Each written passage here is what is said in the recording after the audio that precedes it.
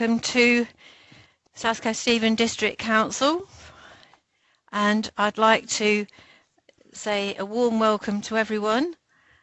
And it starts at 1 o'clock, and could I ask Father Stewart to lead us in prayer, please? Of course. Good afternoon. Thank you so much. It's great to be with you, and congratulations on your election, Breeder. I just experienced something terrifying while I was waiting. I saw two of Councillor Dean Ward. It was a terrifying experience, but I'm sure I'll get over it somehow. So a prayer for our district.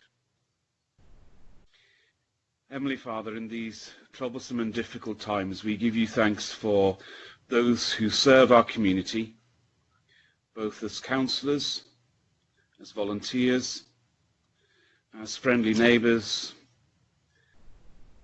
We thank you for all that is good here. And we pray that we may continue to be a community which upholds and supports each other through these difficult times. And we close our prayer with the Lord's Prayer. Our Father, who art in heaven, hallowed be thy name. Thy kingdom come, thy will be done, on earth as it is in heaven. Give us this day our daily bread, and forgive us our trespasses, as we forgive those who trespass against us. I've done it, Rome. Temptation, but deliver us from evil. For thine is the kingdom, the power and the glory, forever and ever. Amen. To get technical. Shall I go out? Yeah, have a great meeting, and I'll see you again next time. Thank you, Father Stewart. Thank you very much. Right, we'll start here. So it's a good afternoon and welcome. I'm there now. My name is Very much. Councillor Breeder Griffin. Thank you. And I'm the Chairman of the Council. Welcome to this virtual meeting of South Coast Stephen District Council. I'd like to begin by welcoming all councillors and officers, and also those members of the press and public who are joining our meeting today. As we begin today's proceedings, I would like to draw your attention to the fact that the meeting is being recorded.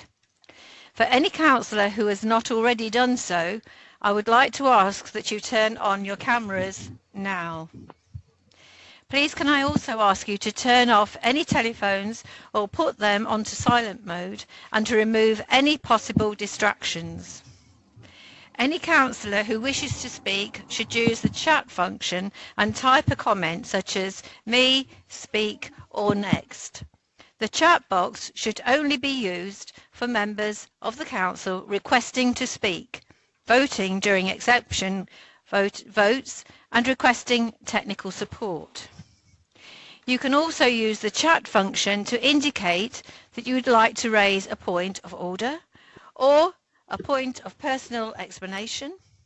Can I also ask that members indicate through the chat function if they are intending to leave the meeting. No other comments will be noted or considered. Sadly, last week it was the first time I'd ever used chat and didn't really know how it worked, and I was going up and down, not sure whether we were going ascending or descending. And apparently I got a message in the chat box later in the order of proceedings to say that I'd left Councillor Baxter hanging halfway in the chat box or in the chat room, and I had left him alone, and Councillor Morgan was asking me to rescue him. But anyway, we sorted that one out, and hopefully that will be okay. Last week I had problems with headphones, again the first time I'd ever used them. I've just realised the waggly bit is the microphone, and unfortunately I must have had it too near me, because I was told by my good friend on my left that she could hear me breathing. All I said was thank God for that. So anyway, I'm pleased we've got a bit of humour. So we continue the next lesson. When invited to speak, you should turn on your microphone. Please do your best to remember to mute your microphone. I had problems with that. Once you have finished speaking, Should you forget, we will be able to mute it for you. The length of time for speeches remains 5 minutes, and you will be warned when you have 30 seconds left and when your time is up. Wherever we can through this meeting, we will use voting by exception, where councillors will be asked to type against or abstain in the chat box. It will be taken that anybody who does not type against or abstain is voting in favour of the proposition. The only occasions we will be using a roll call vote will be if a recorded vote is requested. I will ask the Chief Executive to help guide us through the voting procedure that we will use as we work through the agenda. I would also like to let you know how I intend to run the meeting. I'll be sticking to the rules to the rules of debate as set out in the Constitution, of which I would like to give you a brief reminder. A member may speak once on substantive motions and once on each amendment that is put.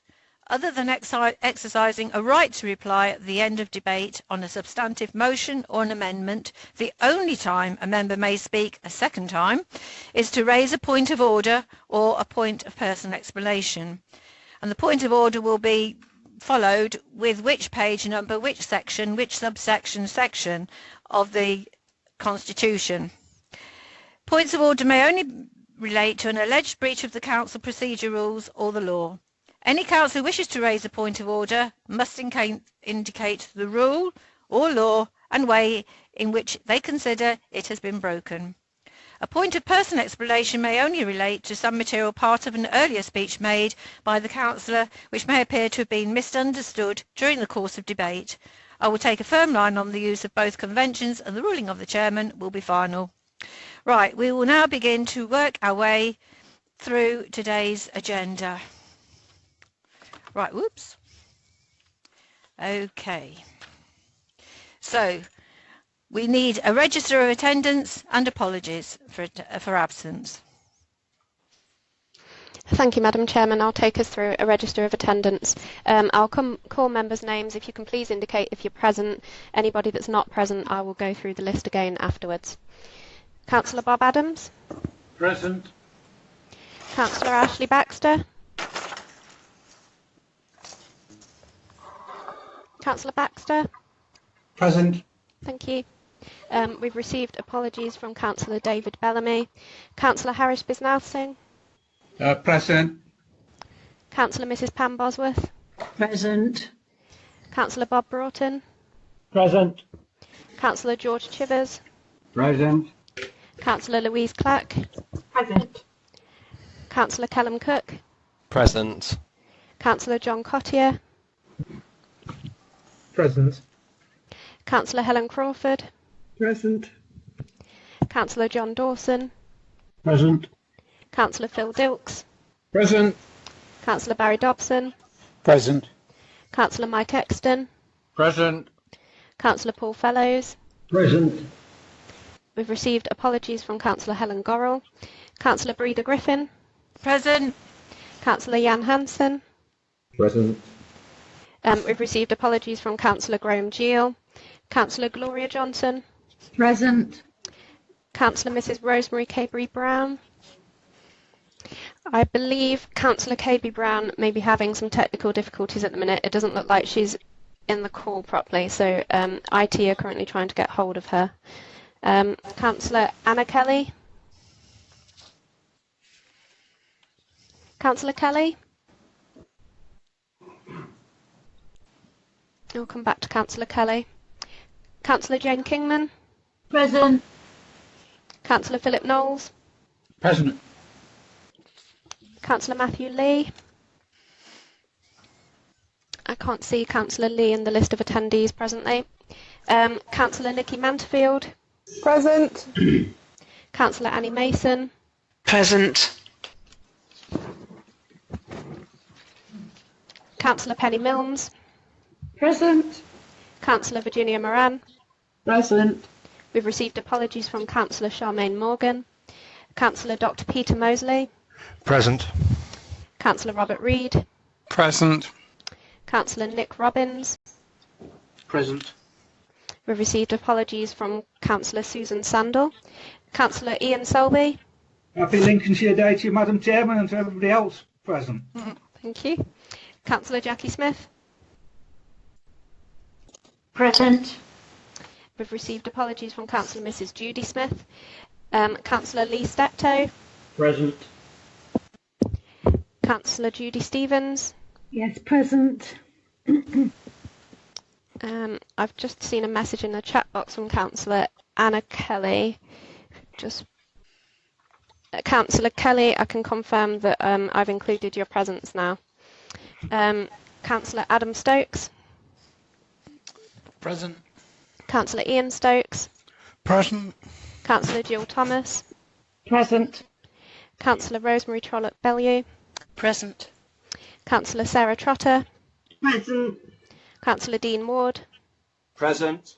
Councillor Hannah Westrop. Present. Councillor Hilary Westrop. Present. Councillor Amanda Wheeler. Present. Councillor Mark Whittington. Present. Councillor Jane Wood. Present. Councillor Paul Wood. Present. Councillor Sue Woolley. Present. Councillor Linda Wotton. Present. Councillor Wotton, can you just confirm that your IT issues have been resolved now for me, please? Yes, it's all back and running. Thank you. Okay, great, thank you. And Councillor Ray Wotton. Present. Thank you, Madam Chairman. Thank you. Right, we go on to agenda item number 2, public open forum. 2 questions have been submitted for the public open forum session of today's meeting. The questions are set out for members' information in the supplementary papers that were published and circulated on Tuesday, the 29th of September 2020. Both questions have been submitted by Brian Moran. Mr. Moran, please put your first question. Good afternoon and happy Lincolnshire Day. Ironically, a day to celebrate an uprising. At the recent Culture and Visitor Economy Committee meeting on the 15th of September, Mary Powell, who was on secondment to SKDC to raise the profile of tourism in the area, highlighted several points. She told the committee that SKDC needs to decide what it wants in order that she can prepare a plan to secure funding. The following questions cover important points when taken in the context of Mary Powell's comments. Going forward, who will be responsible for making the decision of what SKD wants and by when? The Council, the Cabinet, a Cabinet member, or the Culture and Visitor Economy Committee? Second question is specific to the Bourne Cycle Festival, and bearing in mind we have already submitted 2019 event appraisal report, a 2019 monetary account, 2020-21 presentation, plus there was a workshop on the 25th of November 2019. What would be the criteria for submitting the proposal to Mary Powell? Could I please invite the Cabinet Member for Culture and Visitor Economy to respond to the first question? Thank you, Madam Chairman, and thank you, Mr. Moran. In response to your first question, the visitor economy is a core function of Invest SK, the council-owned economic development and regeneration company for South Kesteven. Identifying the future requirements of visitor economy features prominently in the revised ISK business plan that has been refocused in order to fully reflect the impacts of COVID on all our business sectors. Any proposal would be opened for the culture and visitor economy to consider, should it wish, and then make recommendations to Cabinet. I would then work with Cabinet colleagues and we will consider the proposals and recommendations made by the Overview and Scrutiny Committee. If funding is required for the project and there is already budget available, either the Cabinet collectively or I as the portfolio holder would make that decision. This would also depend on the level of financial commitment required of the Council. Thank you. Mr. Moran, do you have a supplementary question to the first question? Well, from my experience in Cllr, I know what the answer is going to be. Can I answer that at the end of the second question? Usually, I'll do it now. Okay? yes, that's a good idea. We week ago, I received a letter from Councillor Trollope-Bellew telling us what the council have decided. A letter that makes the questions even more relevant. I've never seen any reference to the decisions in minutes from any meeting. I have asked Councillor Trollope-Bellew to supply a copy of the minutes, to which I'm still awaiting a response. Her committee has made recommendations that she ignores. I've never seen this anything related to the Bourne Cycle Festival voted on in the council, and to me it's like one person is making this decision as opposed to her committee, the cabinet or the council.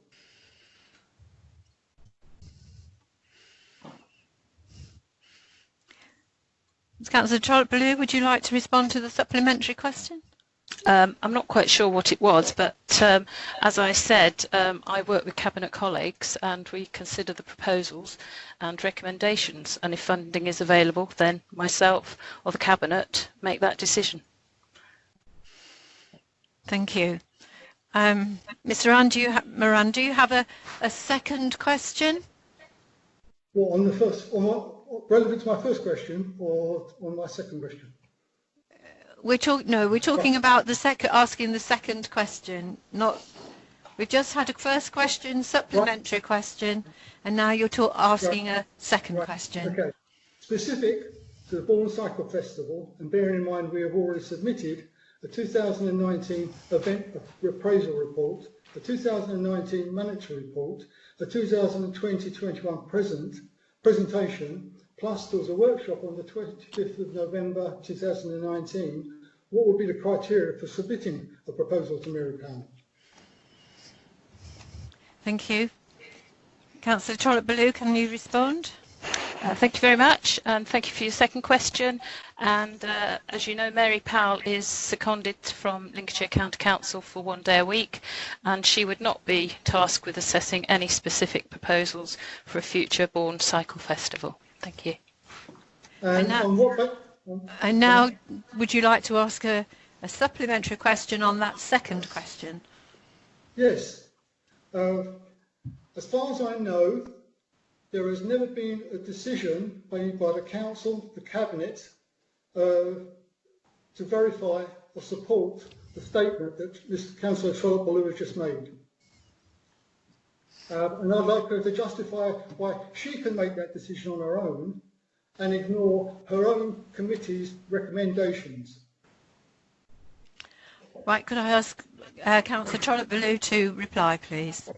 Thank you very much. I think I answered that question in the first question. Thank you. Thank you. And that concludes the public open forum session for today's meeting. Thank you. Agenda item 3, disclosure of interest by members. I would like to remind members that a disclosable pecuniary interest is an interest any member holds where they or their spouse or civil partner is likely to receive any financial benefit or disadvantage because of the decision that is being made. For example, this could be as a result of their employment or a dividend they have in respect of an affected business. It also covers any land they hold. If any member has any interest that they need to disclose, please indicate in the chat now. Pardon? I asked him to do it. Right, so I think I've got Councillor Bisnos-Singh. Okay, is there anybody else? No? Okay. Madam Chairman, can I also, I believe in the open forum there was Mrs. Pryor is in the audience there to actually to make a statement with regard to the Lakeside's health, which is happening in Stamford. I would appreciate it if you could probably give us the 3 minutes.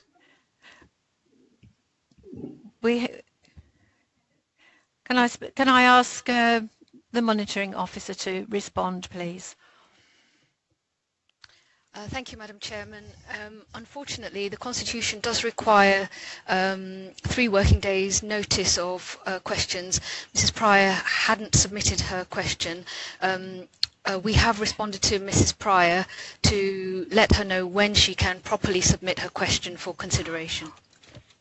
Well, given the situations that the Lakeside has got the consultation is open until the 15th or the 25th. We have got very little time in which to actually to put the case for everybody to know, all the councillors in the constituency in South Kesteven, because it does affect us. I think probably if an exception could be made on this time, as she's already there to put her questions, I would appreciate it if she could briefly state a point. Yeah. Thank you, Madam Chairman. Madam Chairman, we have the rules of procedure in place to ensure fairness and consistency for all members of the public, and my advice would be that it would not be appropriate to do anything other than those rules, because that would just set a precedent. We have a big agenda, and as I've said, it's constitutional that notice is required, and that's my advice, Madam Chairman. Okay, thank you. Thank you. Okay, so we carry on then to disclosures of interest. If during debate it becomes clear to you that you have a disclosable pecuniary interest in an item, you should indicate in the chat box by typing the word interest. I will call on you to disclose that interest, and then you will be required to leave the virtual meeting for the remainder of that item. Once that item of business is complete, you will be invited back into the meeting. We will now proceed with the next item of business. And we go to council notices, and we go to.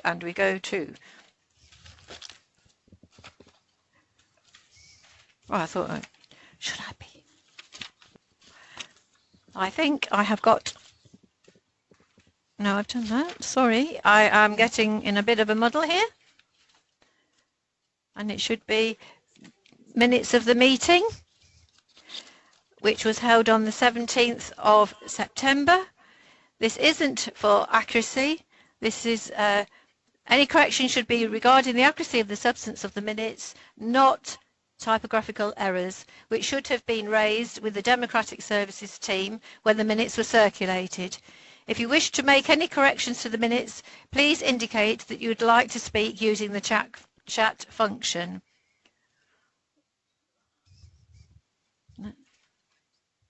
Right, so now we need a proposer for the minutes on September the 17th. Madam Chairman, if I may, I've indicated to speak. Right, thank you.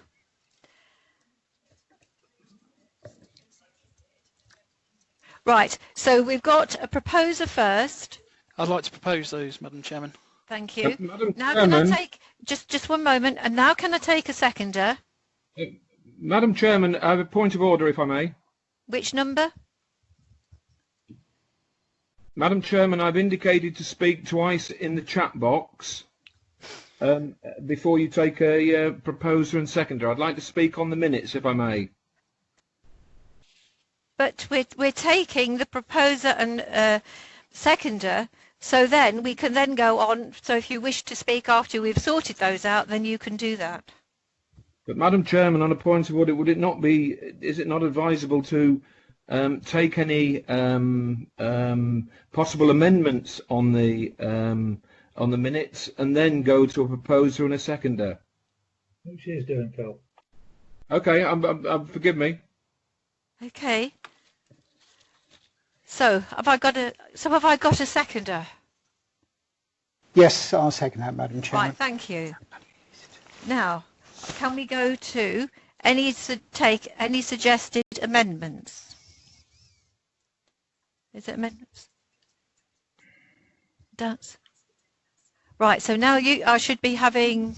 Where's Councillor Dukes gone? I'm here. Right, now it's your turn. Very kind, thank you.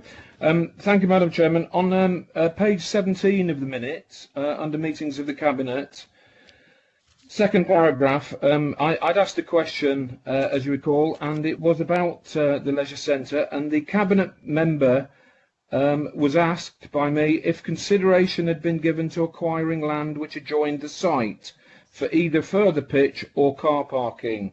The Deputy Leader very kindly and helpfully, and I really welcome what he said that he had now contacted the landowner, who was, or at least the officers had perhaps, and the landowner was willing to sell a piece of land at a reasonable price, which could be used to mitigate the loss of a pitch or for car parking.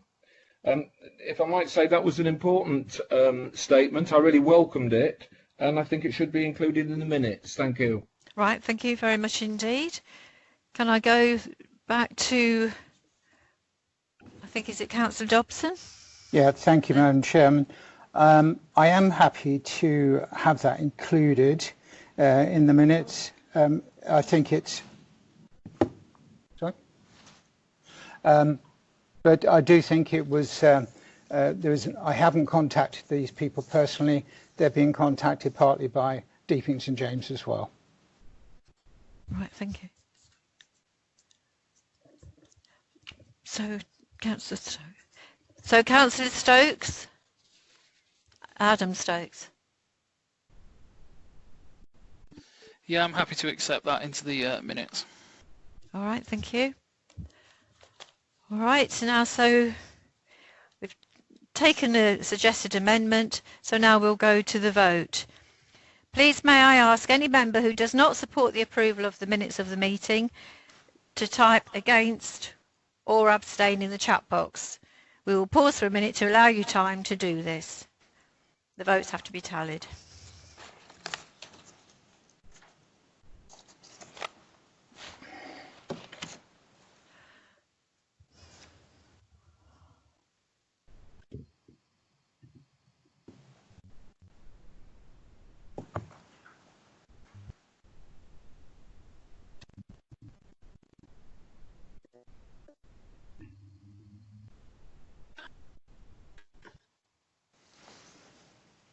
Have we done it all?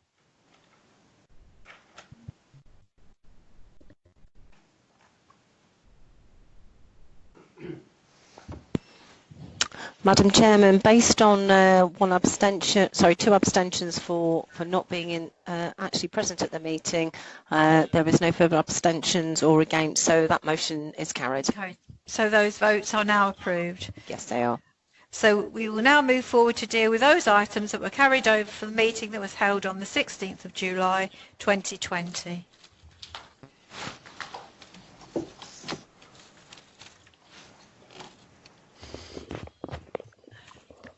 Which are those, Joe?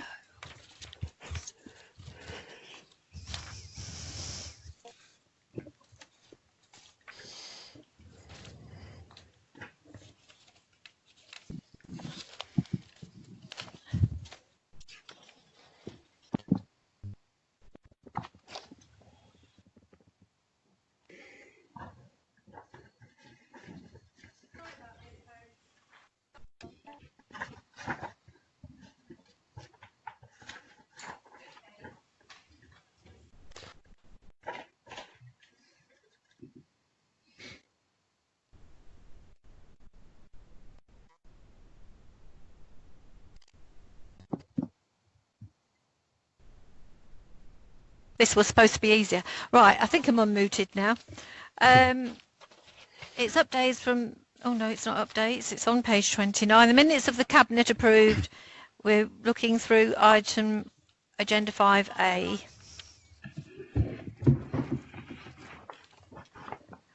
And they are for, I think they are for approval only. So we've got page 29. Madam Chairman, if I may, thank you. So obviously items 5A is obviously dealing with the meetings of the Cabinet which were held on the 18th of February, the 17th of March and the 16th of June. Now I know we have quite an extensive agenda, so I hope members will appreciate that these minutes have already been approved by Cabinet. Obviously certain members have already been to those Cabinet meetings to question them, so I hope we can move through this item quickly please on 5A, because I know we've got a substantive agenda. Right. So what? Joe, I'm not sure what I'm doing.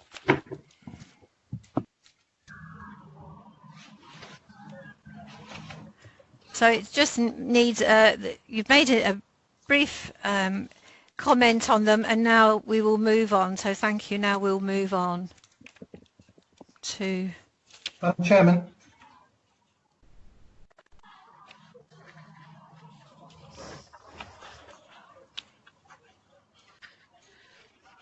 Sorry about this, but it's all a bit...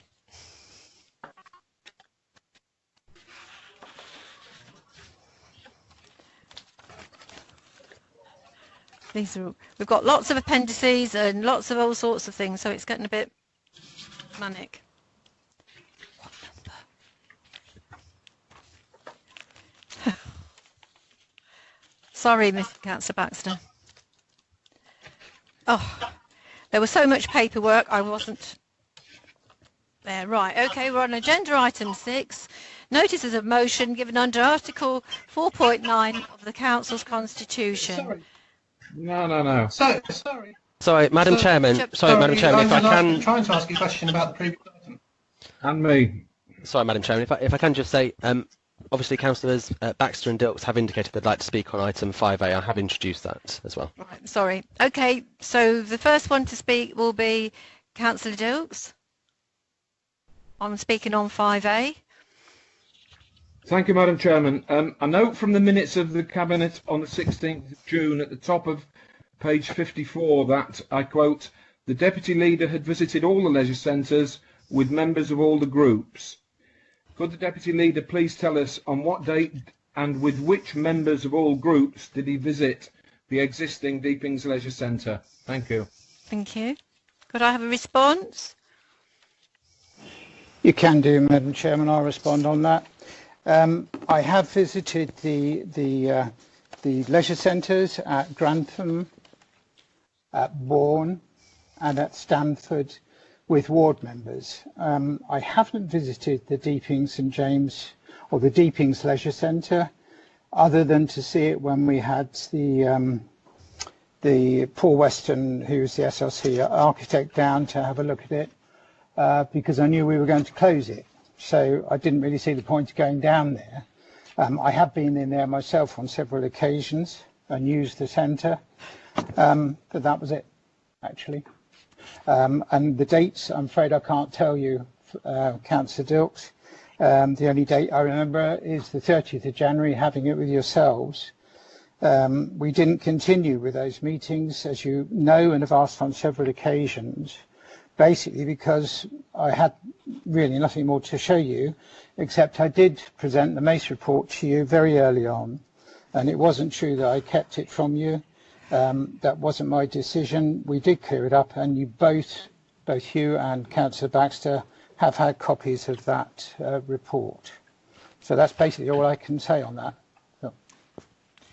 Thank you. Thank you, Councillor Dobson. I wasn't asking about the MACE report, but from what you just said, it would seem that the minutes of that Cabinet meeting are not correct then, as they've been adopted.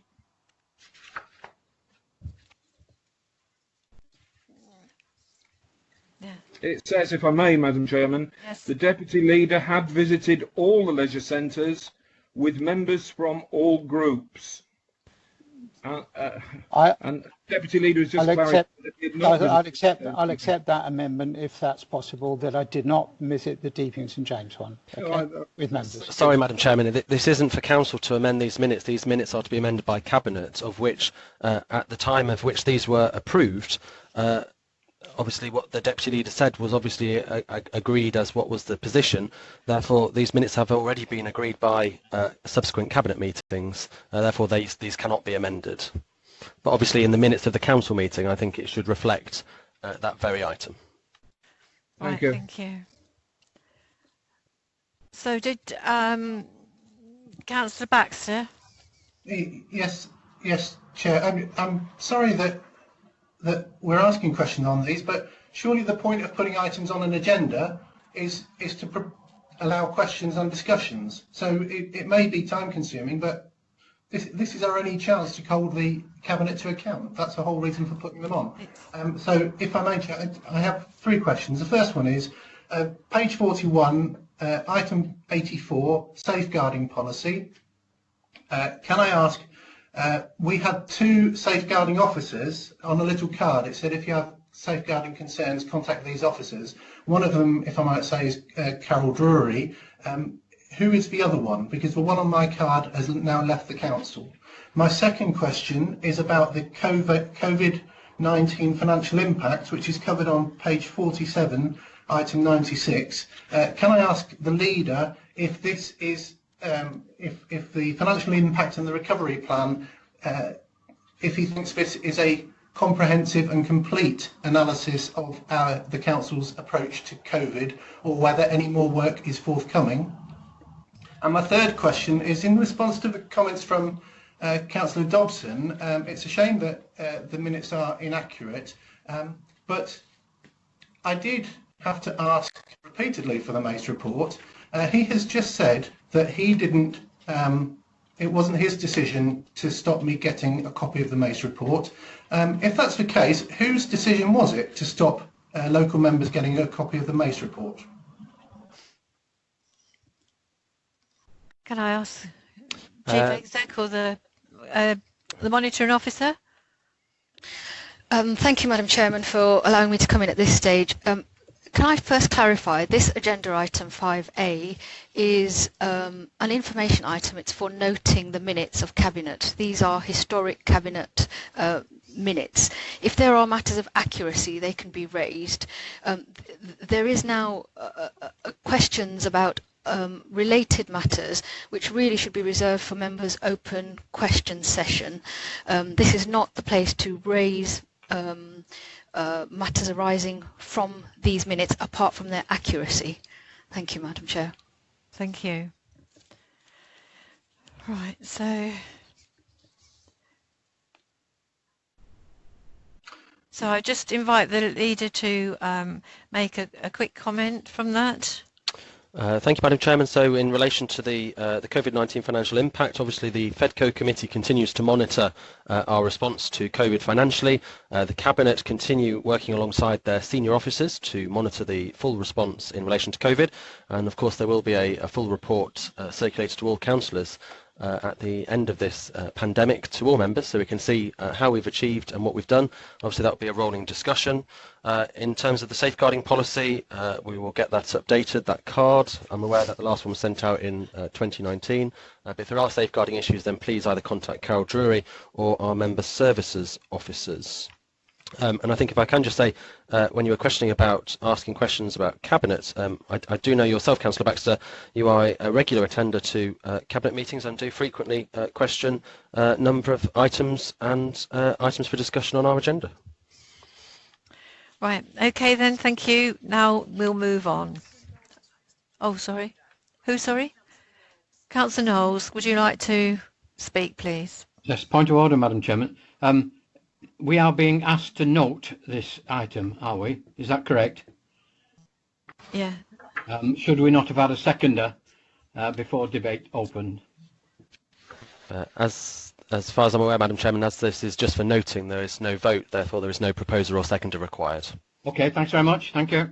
Thank you. Okay, so thank you. Then now we will move on. And Madam Chair, I did indicate I wanted to speak about 3 or 4 minutes ago in the chat box. Sorry, okay.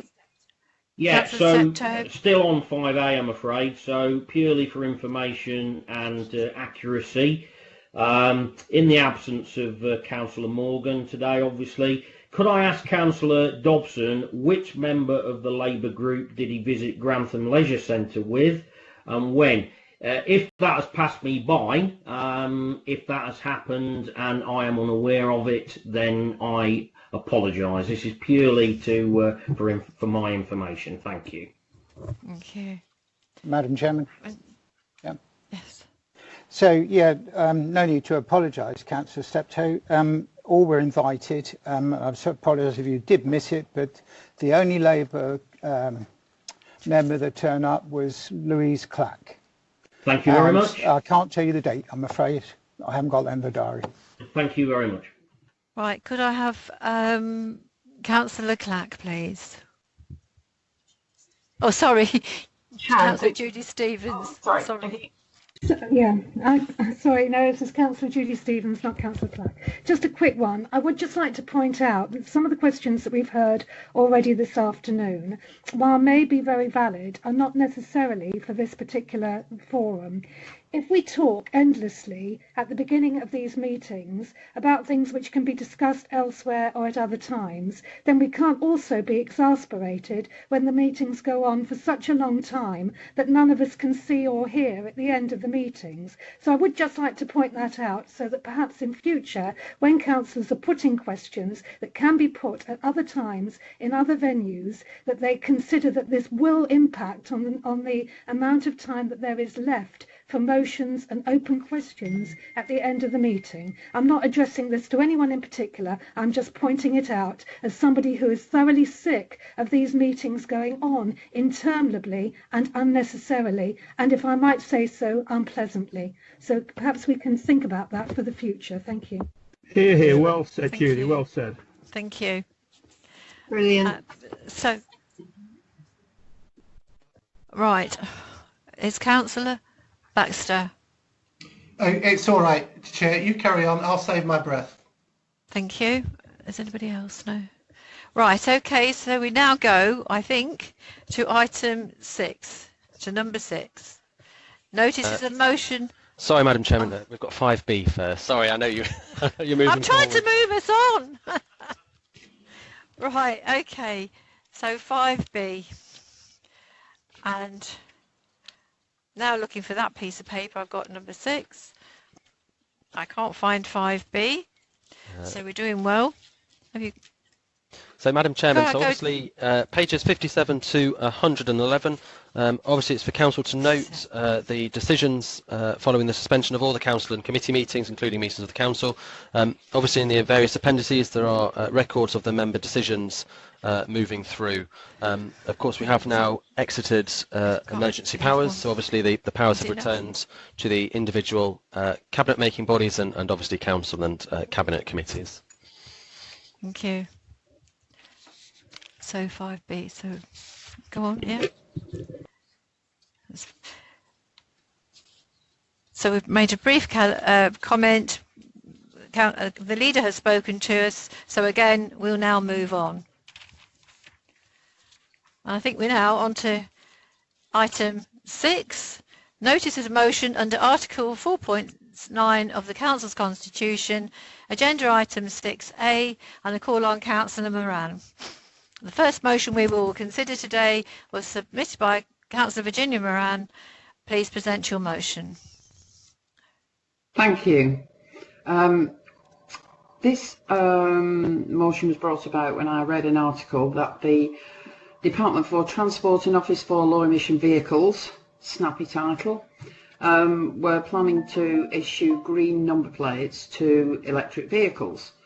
And councils, they were hoping that councils would support them in this initiative by offering various incentives towards people buying electric vehicles. I thought with our all the things we put in place towards being greener and cleaner, that this was an ideal opportunity for us to encourage people towards buying an electric vehicle. If you're employed full-time, I appreciate things are a bit iffy at the moment, but if you're employed full-time and you're paying £5 a day for your car parking, that's £1,000 you're looking at saving. Added to, if other councils follow our lead, things like, you know, free entry to low emission zones, free toll booths, and that sort of thing, then I think it's a good thing for us to support. It would have very little impact on our income. because I understand that most of our car parks are monitored by individual officers to check that people have got the correct parking in place and what have you. So it's not like AFR cameras have to be adjusted or anything like that. And I just think it would be a good thing to add to our green portfolio. So I would like to propose that we grant free car parking in council car parks to ultra low emission vehicles with green registration plates, that we run the scheme for an initial period of 6 months where we can review it. It can be reviewed by the relevant overview and scrutiny committee. Needless to say, the free parking would not be allowed to extend beyond permitted limits for parking. Thank you. Thank you. And is there a seconder for the motion? I'd like to second. Oh, sorry. Councillor Flack, please. Right, thanking you. And so then we begin debate. So who have we got? Councillor Peter Mosley. Yeah, thank you, Madam Chairman. Yes, there can be absolutely no doubt that we should embrace the technological changes that can help us to make our lives and travel more sustainable and less harmful for the environment. The plates, I believe, will have a green bar next to the registration mark, and the issue, I believe, has been out to government consultation and been returned, and hence the announcement that was made. However, as yet, this is merely an announcement. It hasn't actually passed through the House yet, and after checking with our local MP, there's been no formal decision made on this, although I believe it will be welcomed when it arrives. The issue of car parking, however, in our towns is not something that can be altered simply. We are required to consult on changes before we can amend parking orders, and then we must make changes to fees and charges, usually done at budget time, and we must ensure that any shortfall of the budget is accounted for, as we are required to provide a balanced budget, and I'm sure our Cabinet Member for Finance, Adam Stokes, will confirm that. We must also assess the impact of any of these changes on any agreements or contracts we may have in place in respect of our parking charges.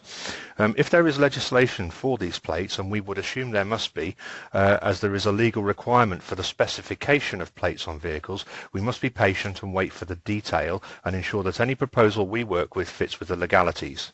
I therefore would like to propose a small amendment to the motion, that this Council resolves to review legislation relating to green registration plates and recommends to the relevant Cabinet Member that consideration be given for free parking for compliant vehicles in subsequent changes in parking orders and budget amendments to fees and charges. I believe this amendment, while being supportive of the substantives, gives us the flexibility as a council which we need to implement any changes when their detail has been passed through the parliamentary process. And I think Nikki Manterfield would like to second this. Thank you. Right, thank you. Can I call on Councillor Manterfield? Yeah, I'm more than happy to second this amendment made by Dr. Peter Mosley. Thank you. Thank you. Is there any? Oh yes, it's got that. So everybody has, looking at the pages, has spoken. Councillor Moran, would you like to come back and sum up? I'll accept that amendment. Okay, thank you. So can we go to the vote? And again, those who do not wish to vote for the amendment, type against or abstain in the chat box. And so I'll give you a moment to do this.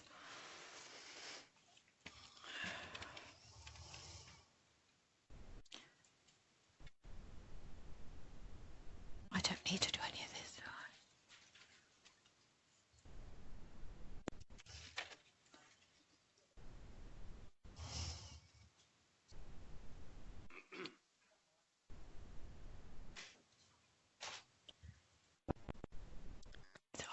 Madam Chairman, as there's been no abstentions or against on the amendment to the motion, therefore I can note that the vote has been taken, it's been passed.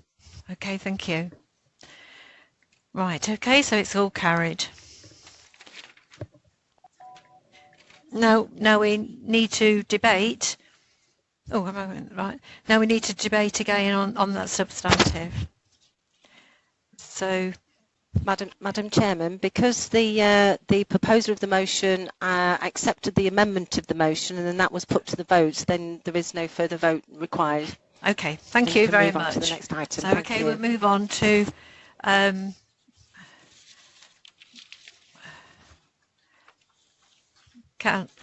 Councillor Annie Mason, I think, has withdrawn. So item 6B has been withdrawn. I think I've got that correct. And now we need to go on to Councillor Amanda Wheeler. The first, yes.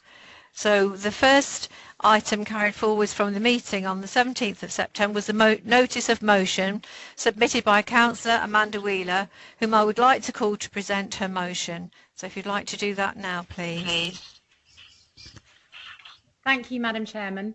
Can I say how delighted I am that you have chosen to hear this motion on the 1st of October, which I'm sure you are all too aware marks the start of Black History Month, an auspicious and positive sign if ever there was one.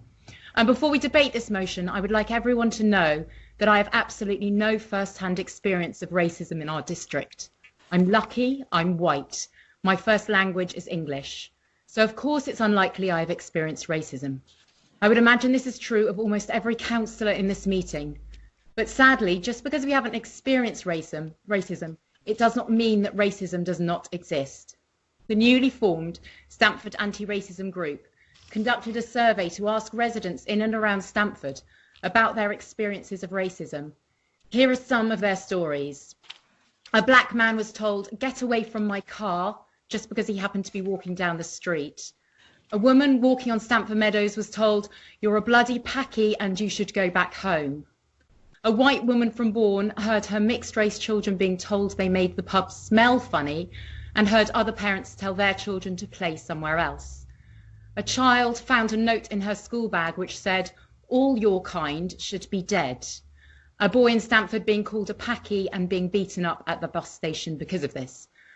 Whenever the Rutland and Stamford Mercury runs a story relating to racism, it attracts hundreds of comments on social media, many of which are too offensive to read aloud. On the positive front, change is already being instigated by some in our community. Stamford and Endowed schools have listened to the experience of their non-white pupils and have acted on it in just the way I'm asking the council to do. They are conducting a review of current and past student experiences. They are testing the knowledge and understanding of all their current students. They are recruiting student ambassadors to support their peers. They are making tackling discrimination a priority for their management team, and they are also training all their staff. All I am asking is that we do the same as a council, that we ensure South Kesteven is, as Councillor Cook is right to remind us, the best district in which to live, to work and to visit, and not just if you happen to be white. Thank you, Madam Chairman. Thank you. Is there a seconder for the motion? Madam Chairman, I'm seconding, sorry, I'm trying to get my camera. It's Louise Clack, I'm seconding the motion, but I'd like to reserve my right to speak after the debate. Thank you. Okay, thank you. Is there a Councillor Ray Wotton proposing an amendment during this item? Councillor Ray Wotton. Thank you, Madam Chairman. I had just a small difficulty with the technology there. Okay. Yes, Madam Chairman, I'd like to propose an amendment which I hope Councillor Wheeler will accept. It's put before you, and I understand you're going to put it on screen so that all members could see it.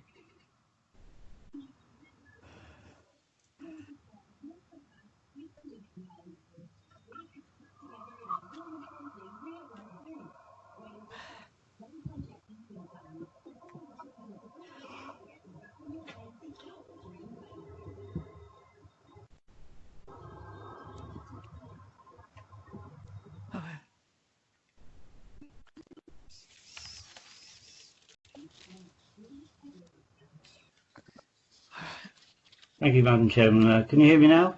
Yes, yes. Thank you. Thank you. Madam Chairman, Councillor Amanda Wheeler is a valued member of the Rural and Communities Committee, so I was surprised to see her motion on community cohesion, which the Rural and Communities Committee takes very seriously and has been included on our agenda on a number of occasions. As a new member, Councillor Wheeler was probably unaware that the committee had contributed to the government's Green Paper on community cohesion, followed by a workshop where the focus was on building integrated communities. A consultation period lasting 12 weeks was launched by the government in 2018, and this authority contributed along with 71 other authorities in answering questions on integration, language, education, young people and British values. Following this, the government produced an integrated community strategy paper summary of responses in February 2019. Councillors from this authority have already supported functions at the Jubilee Church in Grantham, engaging with representatives from different nationalities within our community. We have also engaged with the Muslim community, Hindus and other faith celebrations. A community cohesion motion was debated in this council in May 2018 and was fully supported. In the background information to Councillor Wheeler's motion, it states that black people are 40 times more likely to be stopped by police and searched under Section 60 of the Criminal Justice and Public Order Act 1994. Independent research by campaign group Stop Watch reported that there were no searches by Lincolnshire Police under Section 60 in 2018-19. Under Section 1 PACE, there were 2,786 searches in 2018-19. A breakdown of previous year's records reported that only 8 people were stopped who were black, and in all, only 23 people from different ethnic groups. Stopwatch reported, and I quote, "The number of accounts of those from non-white background are too low to provide any meaningful figures." Madam Chairman, our officers are continuing with this vital work, engaging with minority groups, challenging practices that can hinder integration and equal rights, and has the full committee's support. The Rural and Communities Committee will continue to highlight our different nationalities and contributions all citizens bring to our district, no matter where they are or where they're from. Encouraging and helping residents from all backgrounds is vital for the harmony and well-being of a successful community. I know many of our citizens from different backgrounds who are hard-working and proud to live here. One family I know fled Uganda with nothing and now runs successful businesses. I regularly speak to new citizens that I have welcomed in my time as chairman of the County Council. No matter what their background, they cherish the values and principles that underpin British society because they know that we respect freedom of speech, have tolerance and understanding for other people's beliefs, and want to live together, making our district a better place. Madam Chairman, I believe that this council is already committed to doing all it can, and therefore I hope that members support this amendment. Thank you, Madam Chairman. Thank you. And do we have a seconder for the amendment? Yes, Madam Chairman. It's Councillor Trotter speaking. If I could say a few words as well, please. Certainly, go ahead. Yeah, I second Councillor Wotton's amendment to Councillor Wheeler's motion. Together with my role as Vice Chairman in the Rural and Communities Overview and Scrutiny Committee, and my experience as a former operational police officer of 20 years, institutional racism will not be tolerated. And as a committee member and as a council, we will continue to support community cohesion in which we measure how well different minority and majority communities develop and relate to each other. Thank you, Madam Chairman. Thank you. Do we have anybody else wishing to speak?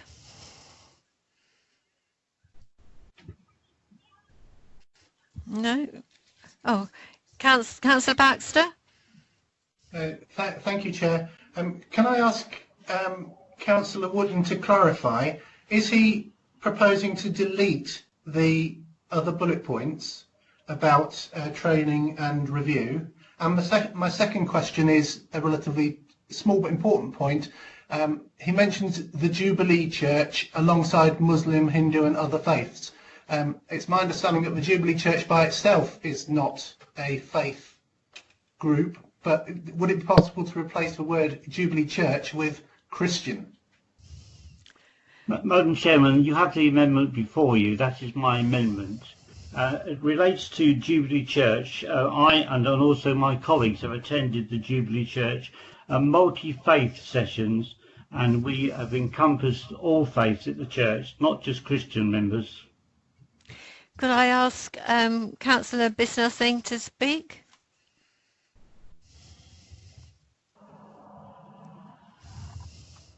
Madam Chairman, I didn't get an answer to the bit about whether the bullet points are being deleted. Madam Chairman, you have the amendment before you. It replaces the emotion, and that is it. Thank you.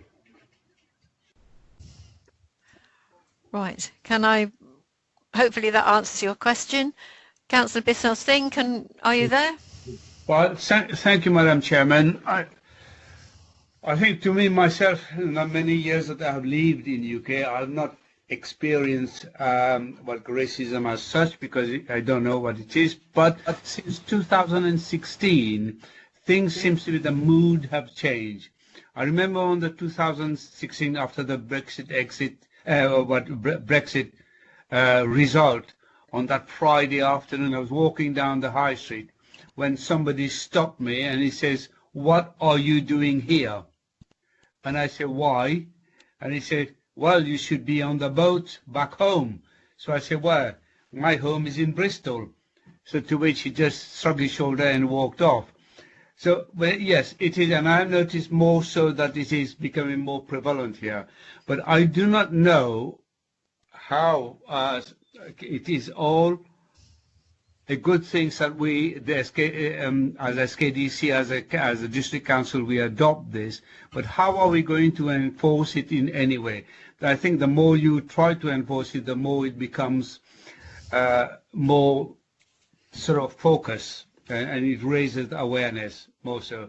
So, but I fully support the motions, the philosophy behind it, but I think in practice might be a bit difficult to implement. Thank you. Okay, thank you. Can I call Councillor Clack? Thank you, Chair. With respect to Councillor Wootton, I think Amanda very clearly presented a motion relating to ethnicity, and I think that's actually quite an important distinction here, because this is something that warrants consideration in itself. And also Amanda was very clear with her wording as well. I was actually going to second Amanda's proposal and speak about some of my family background and the background I've had myself. However, I don't think this is the appropriate space, considering that Amanda's very competently put forward the experiences of residents of South Kesteven, so I'll delay that to some other appropriate time.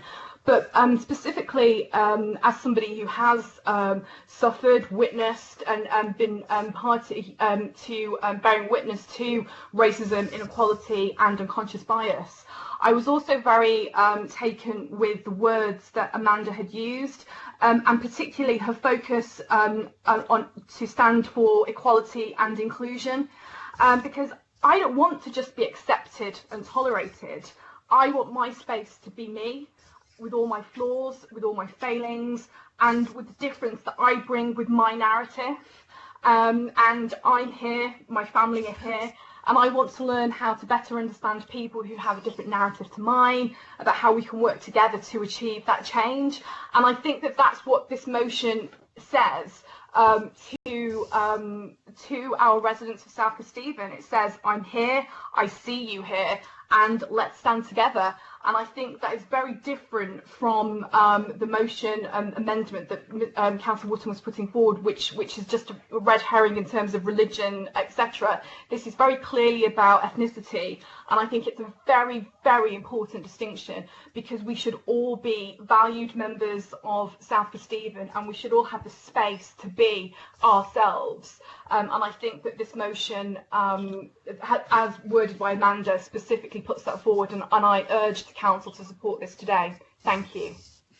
Thank you. I go back to Councillor Baxter about his point of order at 4.11.6 about amendments to motions. Thank you, Chair. I would argue that Councillor Wotton's proposal is deliberately trying to negate the motion which is about ethnicity and about training, and so I would like to ask if this amendment should be ruled out of order. I think it should. Right. Could I ask our monitoring officer to answer, please? Yes, thank you, Madam Chairman. I look specifically at this amendment, and in my view, bearing in mind the constitutional requirements, this is an appropriately worded amendment. It changes words, it inserts words. It doesn't negate the effect of the motion, which is around the Council's declarations of intolerance towards racism, etc. What Councillor Wotton has replaced from the original motion are relevant and appropriate amendments, because what he's saying is bullet point 2, for example, that he's talking about engagement already that has happened and what the Rural and Communities Overview and Scrutiny Committee have done. So it doesn't negate the motion, and it's, in my view, an entirely appropriate amendment. Okay. Could I ask Councillor Anna Kelly, please?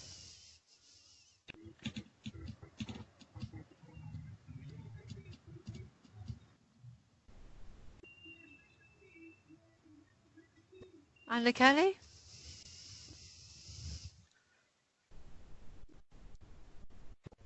Right, okay, well, perhaps she's elsewhere. Councillor Dukes? Thank you very much, Madam Chairman. Unlike others, I didn't have the advantage of seeing the amendment before the meeting. I'm not sure when the monitoring officer saw it, but I certainly have only just seen it, and it's small writing on my screen, and I'll be quite honest, I've had difficulty reading it, let alone understanding what it means. I really welcome the motion as put forward by Councillor Wheeler. I think it's really important. I regret the fact that the amendment has been put forward, frankly. I also regret the patronising tone in which a new member, as she's been called, she's been a member for a year, I've got to say. She's a very intelligent lady, and doesn't need to be patronised as a new member who doesn't understand the system. It's complete nonsense, I've got to say. You know, look, let's stop playing tricks and get on with it, and I'll be voting for the motion. Thank you. Right, can we just ask if Anna Kelly's there? Madam Chairman, I believe Councillor Kelly is having some technical issues, and I've just asked IT to try and get in contact with her to see if that can be resolved. Okay. Thank you. Right, okay then. So I'm assuming that's everyone who wishes to speak. So could sorry.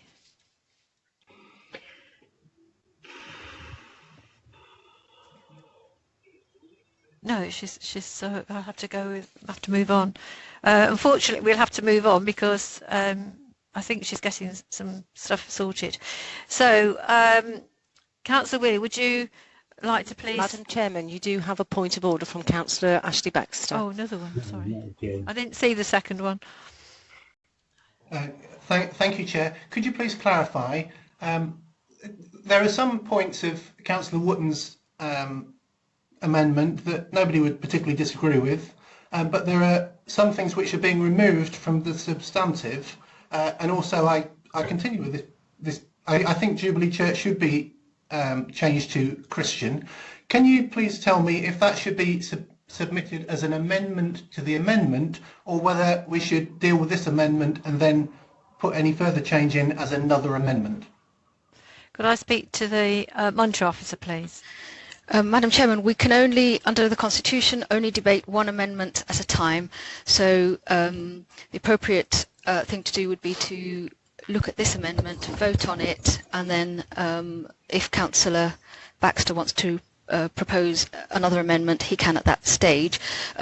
While I'm on, Madam Chairman, in answer to Councillor Dilks's point, I received notification of these amendments very shortly, literally less than half an hour before the meeting. Thank you. Madam Chairman, I have a comment from Councillor Anna Kelly in the chat box. She's got IT issues, but her two issues were does not speak of secular choices. Many within this community are not religious. That's the end of her comment. Right, okay. Right, so we're going to vote for this amendment as it stands. Madam Chairman, Madam Chairman, can I just introduce it then? That we've had an amendment to the substantive motion by Councillor Ray Wotton. This has been seconded by Councillor Sarah Trotter. The amendment has now been debated. You now have to call on Councillor Wotton to sum up that if he wanted to before we then go to the vote. Okay. Pardon? No, sorry, Councillor my mistake. No, Councillor Wotton doesn't sum up, so you do take it directly now to the vote. As members are... Doesn't Councillor Wheeler sum up first before we take it to the vote? Yes, she does. Yes, thank you. Madam Chairman, can I just, sorry to interrupt, we have a message from Councillor Phil Dilks from the chat room. Was Councillor Wheeler informed of the amendment before the meeting? No. No. Sorry, but have we got an answer? Yes, no? Oh, Councillor Wotton said no. Okay then. Right, shall we go now? Got the noise. It's been silent while you've been doing stuff. Oh, sorry, I've ended up. So can I now ask Councillor Wheeler to sum up, please? Thank you. Can you hear me? I hope you can. Thank you for the kind words, those of you who've spoken in support, particularly Councillor Dilks. That was very kind of you. I am new and I am getting things wrong, but I really appreciate the help. Councillor Witter, I'm glad the committee has already done so much. As you know, I'm very happy to be on the committee, the Rural Committee, and all I'm saying is a little bit like Oliver in Oliver Twist. Please, sir, can we have some more? I don't think I'm asking for anything controversial. I'm just saying, can we ask organisations across our districts to pledge their commitment to anti-racism? Can we have a review of the incidences of racism within our community? And also, and I think this one is particularly important, can we invite speakers to help with training? All of these things, I don't think they're particularly controversial, and I'm surprised you want them to be taken out of the motion. So I don't accept the amendment. I'd like to stick with my original motion, please. Okay, so we now go to the vote on Councillor Wotton's amendment. Can those members who do not wish to vote for the amendment type against or abstain in the chat box, and I'll give you a moment to do this. Madam Chairman, could we remove the script from the screen, please? Thank you.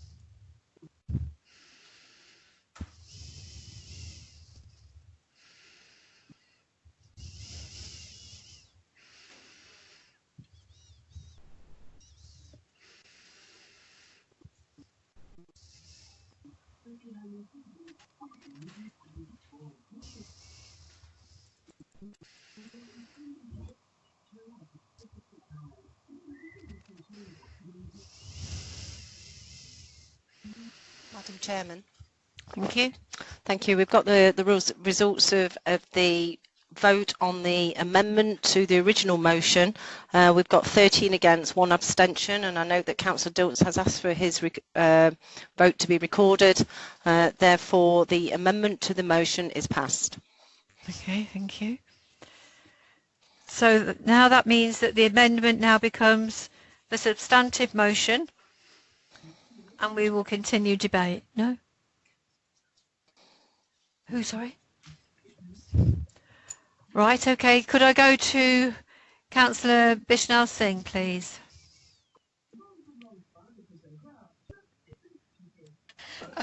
Thank you, Madam Chairman. Madam Chairman, I'm asking, surely an amendment must have a time limit before it can be put in, so that the proposer of the original motions is aware of it and can make the necessary rebuttal or probably our acceptance of it can be indicated, because this wasn't even put to the actual proposer of the motions. So therefore I'm a bit very concerned that this seems to be let slip here. Could I ask the monitoring officer to reply, please? Thank you, Madam Chairman. The relevant part of the Constitution on amendments to motion is 4.11.6. There is no time limit or requirement to publish an amendment in advance of the meeting.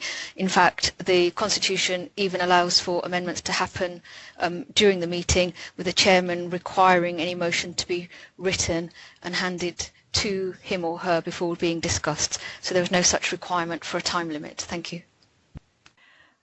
And I've got Councillor Fellows to speak.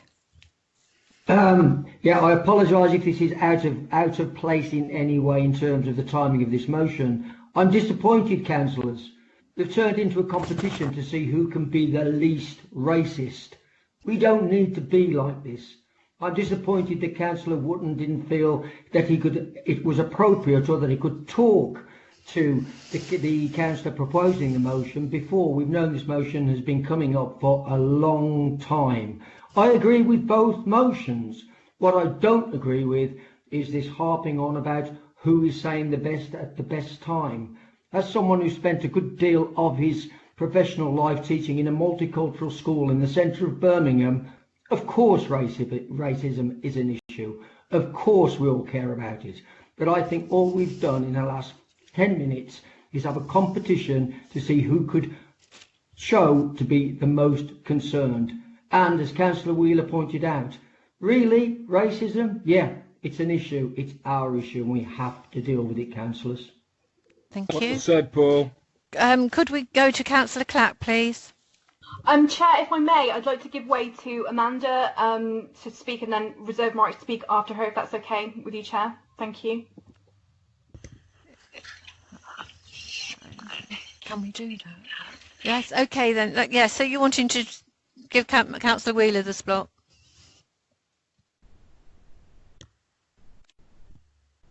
Is that okay, Madam Chairman, can I speak? Yes, yes. Thank you. I just don't understand why Councillor Wootton felt the need to water the motion down, because I just don't think there's anything controversial in it. I mean, I showed it to my teenage children to ask them for their views, and my son's comment was, this is just basic stuff. Basic. It's not controversial. Is it controversial to be intolerant to racism? Is it controversial to wish to eradicate hate crime? Is it controversial to ask the organisations in our district to commit to equality? Is it controversial for us to review our practices and our policies? And most importantly, is it really controversial to provide training for our staff? If, you know, can we not reinsert the training? Can we have another amendment that at least allows us all to be better trained? I love training, and I think Carol Drury's training is the best I've had at the council. And I really just think, can we not just have a little bit more to help us as councillors do our job the best that we can? That's all I'm asking, please. Here, Amanda. Right. Councillor Kelly? Thank you. I hope my microphone works now. Yes. I apologise if I haven't heard and I'm repeating something that someone else said. In the amended version of the motion, I understand there were two references. One was particularly to religion, and I think that discounts a whole group of people who are secular, have no religion at all. And I think we need to be aware of these people and respect their lack of belief as much as a respect for people's belief.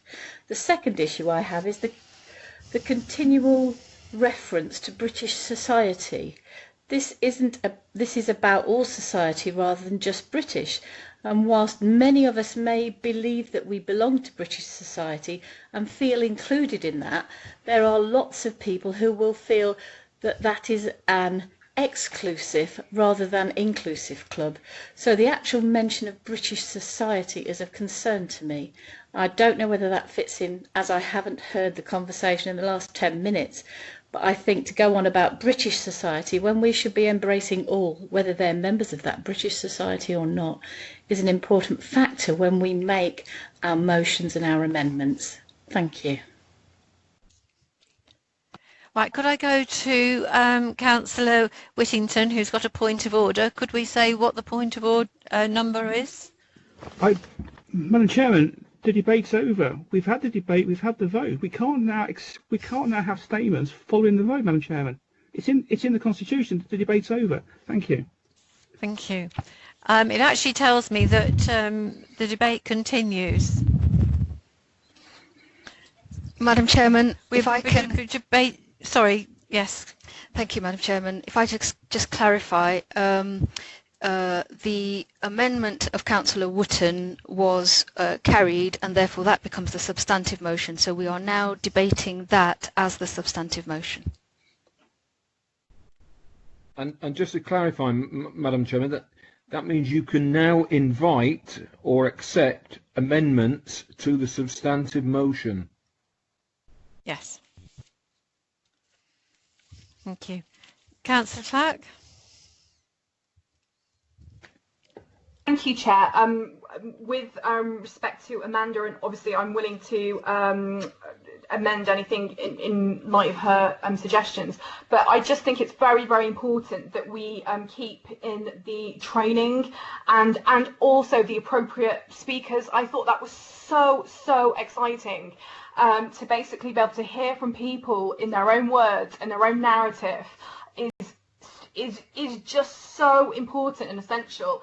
And the training also in relation to unconscious bias and inadvertent things as well. So actually I have seen this where councillors in committee meetings have not meant to be racist. I know these are not nasty, horrible people, but the words they've used and the way they've used them have the potential to be hurtful and upsetting, and this can be unconscious. And so I think training is absolutely essential. And so I would defer to Amanda in terms of her wording, but to basically I would suggest keeping the last bullet point to invite appropriate speakers on these issues to help with training for councillors and staff. So i.e. keeping the last bullet point. I just think it is just so it is literally the thrust of the motion, and it's just the most important thing that we can be doing as a council, in my opinion. Thank you. Thank you. Councillor Knowles? Thank you, Madam Chairman. I'm speaking to the amended motion, which is now a substantive motion, and I feel very sad that Councillor Wootton felt the need to bring this to the party. How many people, and more importantly, that it became a political thing, that it has become a matter of that everybody must, on one side of this thing, must vote against something that was proposed. How many of those people found fault or could find that they disagreed with the original motion? The original motion was non-political, it was sensible, it was balanced, and it stated a position which I hope most of us could agree with. Now, I don't disagree with a lot of what Councillor Wootton has put in his amendment. I think it was unnecessary. I think it was unnecessary for it to become a political thing. Is it not allowed that any independent ever can bring something to this meeting without it being lost or without it being dissipated by the ruling party? It would have been very nice if Councillor Wootton had done, in the first place, it's gone over the last 6 months, because it's been on for months, this thing, over the last few months, and say, can we come to an agreement on this as an amendment and this as an amendment, and can we include training, and can we do this, so that we could have an amendment which we all agreed with and everybody felt was rightly worded and correctly, from the correct point of view, and there was a single thing that we could be unanimous about. I'm not against a lot of what Councillor Wootton has written, not against it at all, but I'm afraid I'm going to have to abstain on his motion because of the way it's been put and because of the way it could have been discussed in the first place, so that we could have a unanimous amended version of Councillor Amanda Wheeler's original motion, which was perfectly sound and cannot be criticised and has not been criticised by any of those people who voted for the amendment. Thank you very much. Yeah, well said. Councillor Baxter? Could I give way to Ian Selby, please, and speak after him? I was pleased you said that because I was hoping you would. Councillor Selby. Thank you very much, Madam Chairman. First of all, Councillor Wootton was fully entitled to put forward his amendments in the manner that he did, fully entitled to by the Constitution. However, as Councillor Fellows has spoken very, very well indeed, and also the last speaker, Councillor Knowles, disappointing that is not actually approached Councillor Wheeler about this issue. This is such an important issue. So it's very, very disappointing from that perspective. And I abstained on the vote for that reason. Councillor Wheeler's put forward an exceptionally good motion, and that motion I wanted to vote on. She said that she would have liked Carol Drury to offer us further training. So I'm going to put forward an amendment, Madam Chairman. It's exactly the same as what Councillor Wheeler has written, with one added bullet point which says we invite Carol Drury to offer us further training. That is the amendment that I wish to put forward, Madam Chairman. I hope Councillor Wheeler is approval of that, because, as I say, I would like to vote for Councillor Wheeler's motion as it was, and I just thought it was an excellent motion. Thank you very much indeed. Can I ask the monitoring officer to respond? Who wants to put? Could I just ask you again, which word was it you wanted to put in? Training, was it?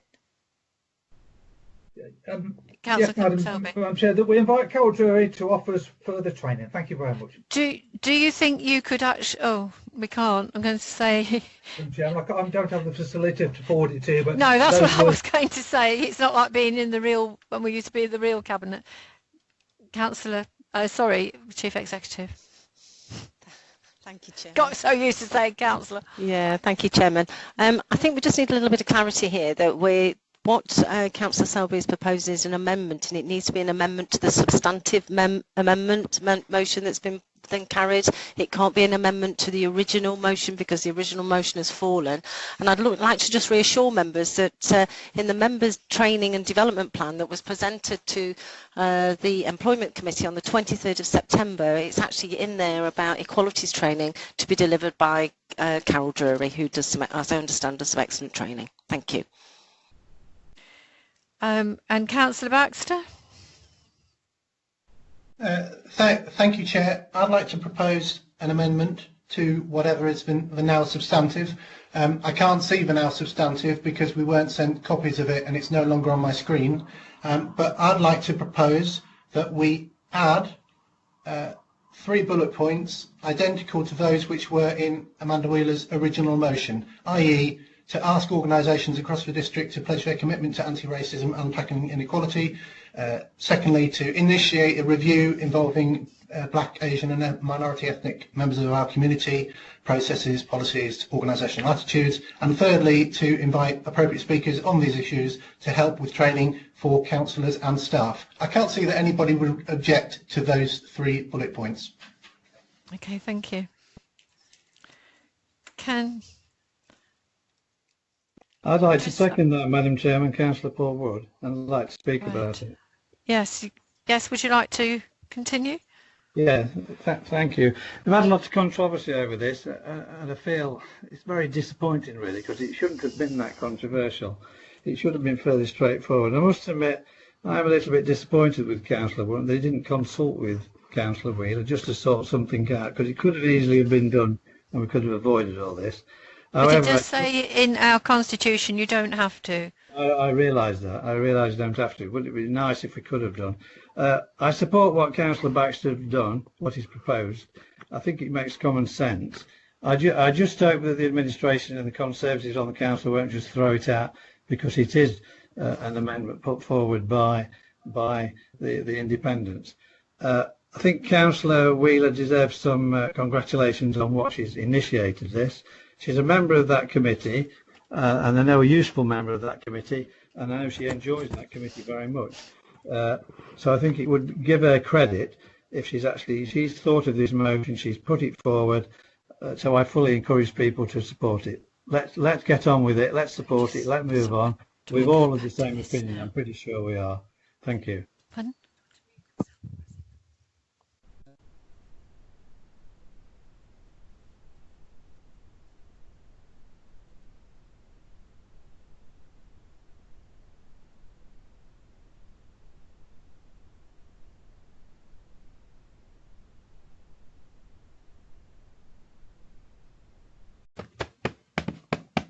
Hello.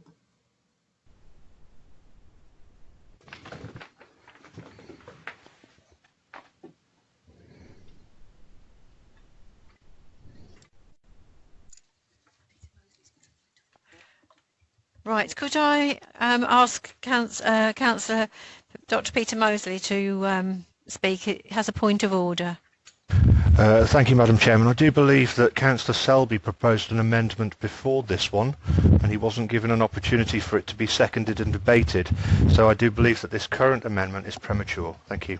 Thank you. So now can we go to this?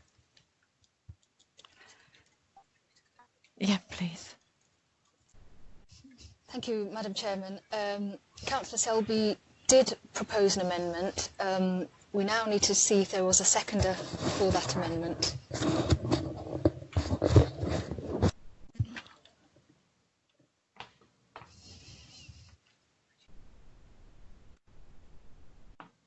Can't hear anybody.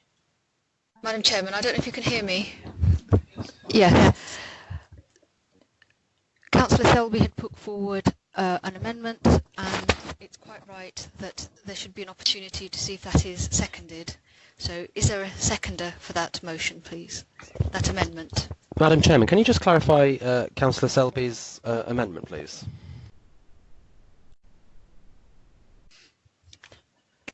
Councillor Selby, could you clarify what your amended words were, please?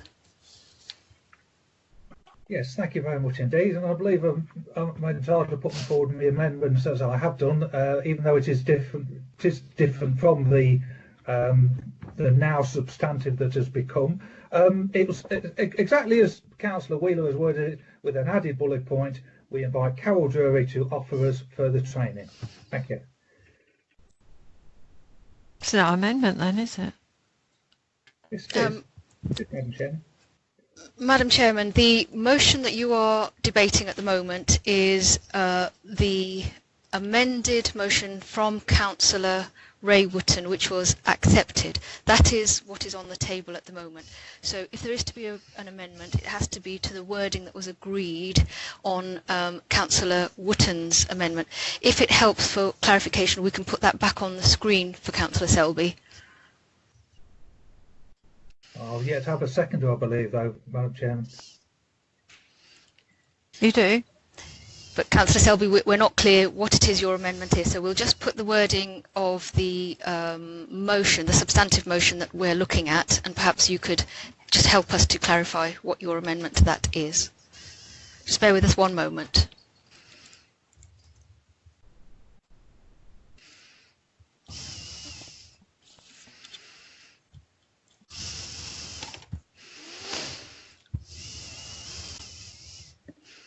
Madam Chairman, I'm quite happy to withdraw my amendment, as I did quite actually like Councillor Baxter's.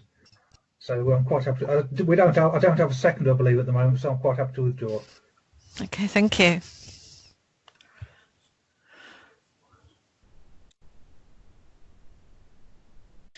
So now what do we go to?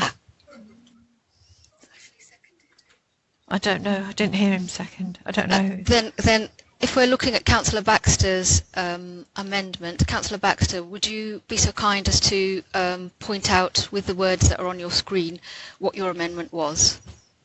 Well, to add to the list of bullet points, I can't actually see it on my screen. It says hide stage on my screen.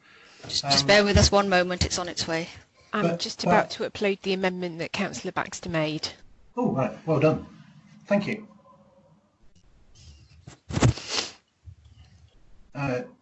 So it's already been, I've proposed it, it's been seconded. If I need to propose it again, then I'll do that formally. Who was your second, Councillor Baxter? Councillor Paul Wood. Paul Wood spoke very eloquently to it. Councillor Wood. As you remember. Oh.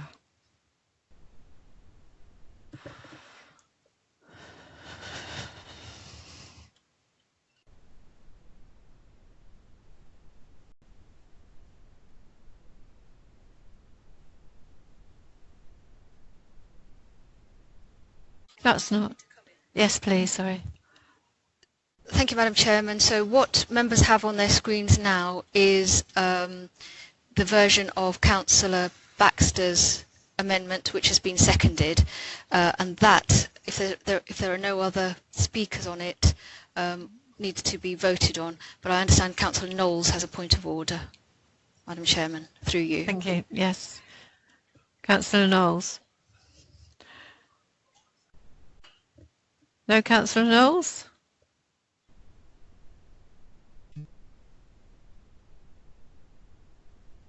Not there, is he? Madam Chairman, it's looking a little bit like Councillor Knowles might be having some technical difficulties. It says that he's on hold presently. I'll see if we can get in touch with him to try and resolve that. Okay, I've just been told that I can try removing him and bringing him back in, so I'm going to try and do that now, if you can bear with me, please. Madam Chairman, may I ask on a point of clarity, is this an amendment to Councillor Wheeler's motion, or is it an amendment to Councillor Wootton's amendment? It's a... yes. Oh, sorry. After you. No, go on. You can. Oh, thank you, Madam Chairman. So, members, if I can just quickly summarise. So, obviously, Councillor Wootton has placed an amendment to the original motion as proposed by Councillor Amanda Wheeler. That was accepted, and now Councillor Baxter, seconded by Councillor Paul Wood, has added these additional bullet points to the the substantive item, which is obviously now standing, which is the one that Ray Wootton added in. I would like to support the bullets that have been put in, and we'll be voting for the amendment to get things moving on. And I would like the Communities and Rural Committee to look into this piece of work, and obviously the training has already been completed and will be continuous throughout our term as office by Carol Drury. So in order to move this on, I would like to support the amendment put by Councillor Baxter. Thank you for that clarity, Leader. Madam Chairman, I believe we might now have Councillor Philip Knowles back in the meeting. Councillor Knowles, can I check, are you there now? Thought it was Paul Wood. I believe it was Councillor Knowles that had a point of order and lost connection. Right. I've added him back into the meeting. Councillor Knowles, you're unmuted if you wish to speak. No, I'm afraid it looks like we're still having issues. Apologies. Madam Chairman, if there are no further members to speak, can I propose we move to a vote on the amendment, please, and then a vote on the substantive? Yes.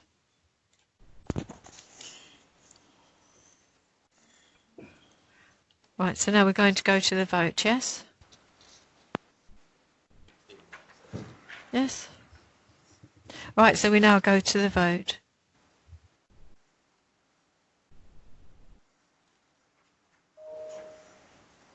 Pardon? All right. Remember that when we're doing the voting, if you type either against or abstain in the chat box. Excuse me, Madam Chairman, just to clarify, we're voting on the Ray's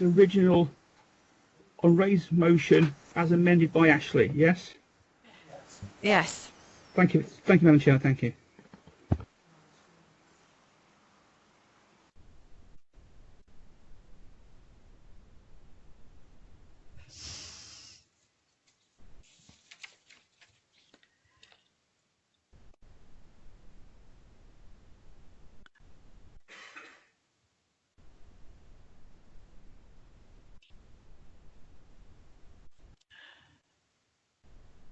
All right.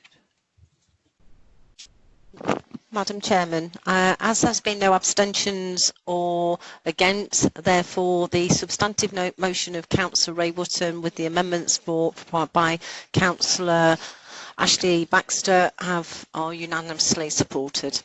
Okay, thank you. So that is carried and we go on from there, yes? Just voted. Now we've got to... We just voted. Right. So we've become, right, okay, it's getting which order we're in. So that now becomes a substantive and we now need to vote on that. So again, either against or abstain will be in the chat box. Is that right?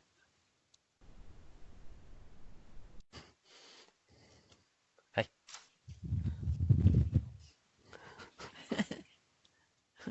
What? Madam Chairman, just to confirm there's no abstentions or anybody voting against. So that has been carried.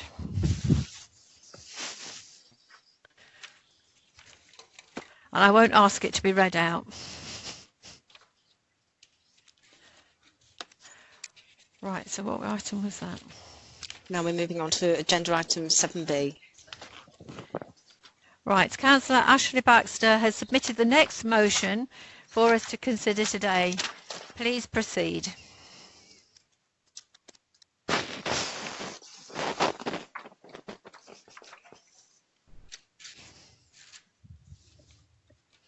Have we got Councillor Baxter? Sorry, I was muted when I shouldn't have been. I was saying how great it is that we managed to get through that as a team unanimously. I love it when that happens. My motion about creating a new normal was submitted originally, I think, on the 30th of March. I shared it with the leader and he was quite positive about it at the time, and I hoped that it would go to that next council meeting. But at that council meeting it was decided not to take motions, and as we know, they were deferred to the next one. Before the next council meeting, I wrote to the leader again asking if there were any amendments or if he had any issues with them. I got no reply. I went to the cabinet meeting and made the same comment, and followed up with an email but got no reply. Before the September meeting, where we had no time for motions, I also asked him for an opinion and got no reply. But I'm happy to say that earlier this week, in fact yesterday afternoon, I did finally speak to the leader and discussed the motion with him. I have been out, now I'm back in. I've just got back in. Sorry, I was going to tell. So shall I continue? You sounded very different, Councillor Baxter. Yeah, I might put that voice Please more off. continue. Please continue. Thanks. Councillor, I had a very welcome and sincere exchange of views with Callum Cook, and it was really very good. As for this motion, I understand that Peter Mosley will be responding on behalf of the council. It's quite straightforward. The first part of the motion is to say that Cabinet commissions a report into the coronavirus episode. Obviously, when I wrote it, it was March, so I'd like to withdraw the line that says produced and published by the end of December, because it's too short notice now. But I think maybe at the turn of the year, as I think Councillor Cook said at the start of the meeting, during the questions on the cabinet papers which were only for noting, I think Callum revealed that he is planning, or Cabinet is planning, to do a review. If he can confirm that, that would be quite helpful. And then secondly, the issues around asking the Environment Committee for action on 3 particular issues which are put down there. After speaking to Councillor Mosley, I sent these to Councillor Manterfield. Obviously, that was very short notice, and she has responded, but hasn't been able to give me a full response. Either way, I hope that Councillor Mosley or any of the Cabinet won't be suggesting that issues shouldn't be referred from Council to the overview and scrutiny groups. And that it's not really for the Cabinet members to decide what goes on the agenda of scrutiny groups. That's for the full Council to decide. And so that's all I'm asking for. I'm asking for a report into the coronavirus episode at the appropriate time, and I'm asking for these 3 issues to be prioritised within the work plans of Environment Committee and Cabinet. And so I ask if I have a seconder. Do we have a seconder? I'll second that, Councillor Moran.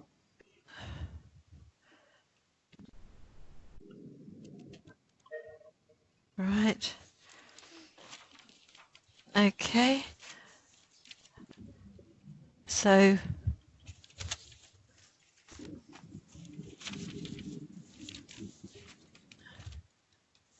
could I ask Dr. Peter Mosley to speak, please? Thank you very much, Madam Chairman. I didn't realise I was speaking on behalf of the Council. I think I'm speaking on behalf of myself, but there we go. In fact, yes, Councillor Baxter did in fact call me the other day to ask me about the Conservative group's position regarding the motion, and in fact whether I wanted to second it. And I was happy to be quite frank with him about the likely lack of support for the motion and the fact I didn't wish to second it. You know, that said, I think I note that Councillor Baxter mentioned he submitted this motion back in March, and I suppose had we had council meetings back then, this motion would have had some merit. However, it is now October. A significant amount of water has flowed under the bridge since then, as well as 2 council meetings and environment scrutiny meetings as well. And our progress as a council through the COVID pandemic has already included learning analysis, adaptation of processes and the emergency plan, and a significant contribution to an in-place and evolving recovery plan. Simply put, the motion is a bit out of date.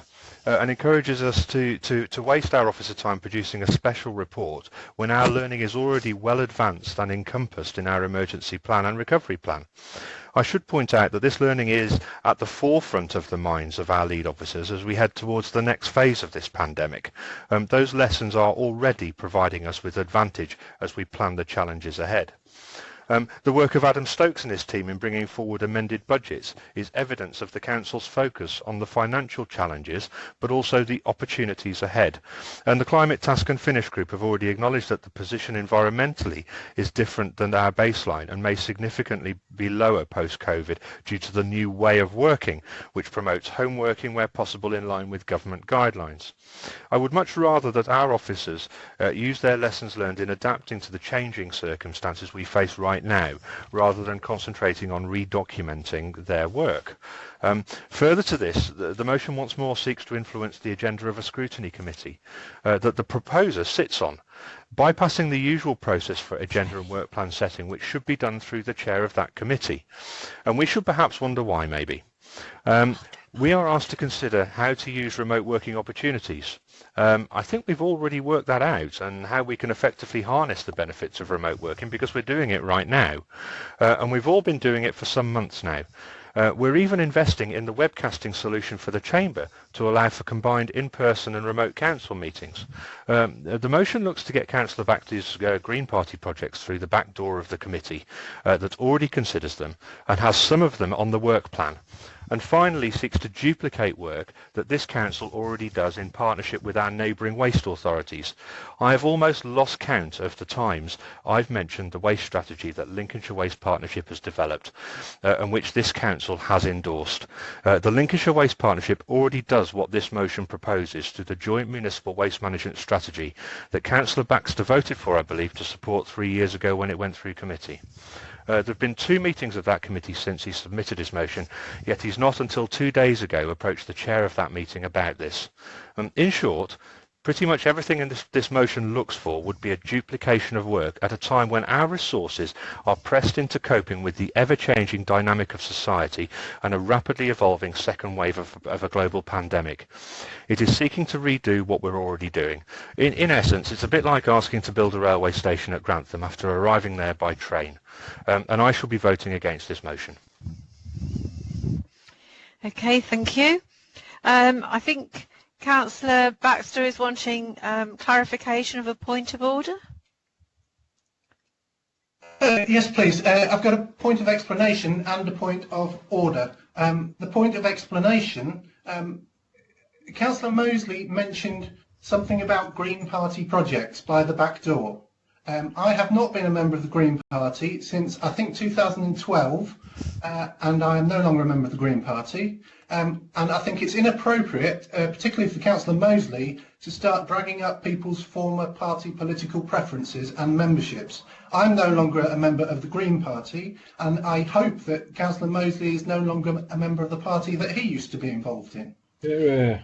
Having heard what Councillor Mosley has said, and looking at the inevitability that the Conservative flock are all going to vote the same way on this issue, I will please withdraw my motion and I will take the issues concerning the Environment Committee via Environment Committee. Thank you. Thank you. Okay. So that is the end of that little section then. So we'll go on to agenda item 8. Which sadly is me. So bearing in mind I've only been in the role for about 2 weeks, I've attended a virtual meeting of SKDC Creative Arts Network, which I found was extremely informative, thoroughly enjoyed it. Sadly couldn't get on it sooner, but we'll try. And so I was absolutely amazed what was coming out, what people were doing in and around the area.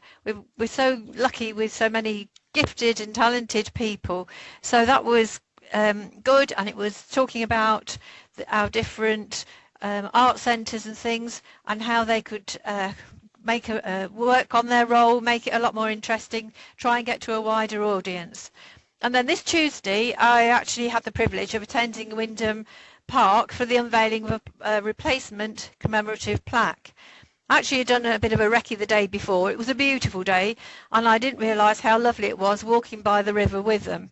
And in actual fact, all the wonderful mirror images, you couldn't tell where the water began and the trees started. Lots of people chatting and doing a lovely, well, found out that it was a bandstand, and it makes a fantastic place to put this memorial plaque. It wasn't a very pleasant morning to start with, but anyway, the sun actually came out. We had lots of bits of history. The people who actually made it are amazing, how they've actually crafted the metal and made those beautiful poppies and the things. And I felt very proud to be actually asked to attend this meeting. And when I said that I'd gone round the 44, it was a round trip of 44 miles, but every mile was worth getting there, and everybody was really, really happy.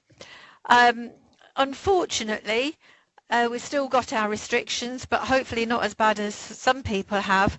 I had thought, and it sort of cemented it a bit when I went to this unveiling, that I was with some ward members there, that I would quite like to go around the district and meet the members, the ward members, actually in their district, their little patch, and have a look round and see what's what. But there would be 3 prerequisites: a cup of coffee, a biscuit or a bun, and a toilet.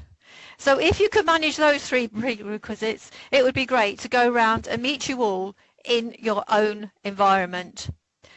So and I learned how to go on to what's going on in the district, etc. And I think that now we're going to have a well-earned break. So come back in about 10 minutes because we want to crack on. Okay, thank you.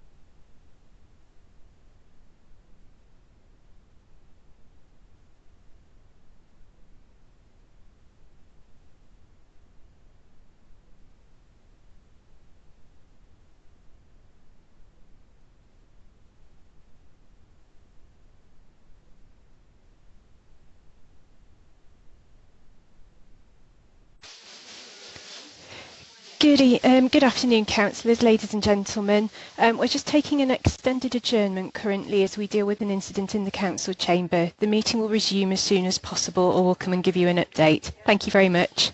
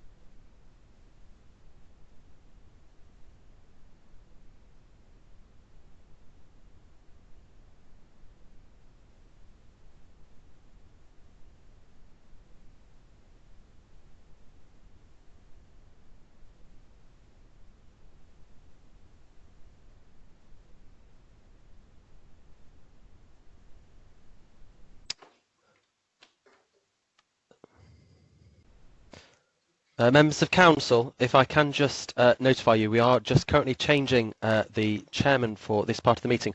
Unfortunately, Breda has had a fall in the chamber, so she is doing all right and she's sat up, but we are just changing to the vice chairman, so we'll be starting again in a few minutes' time. Thank you. Callum, it's Mike.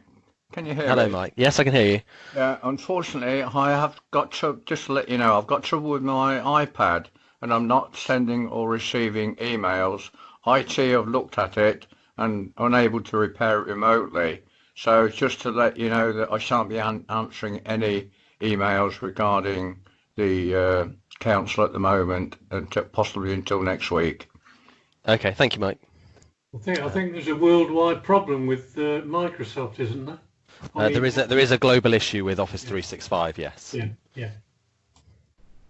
Funnily enough, I've managed to get some emails in this afternoon. Only 2, but they have come through.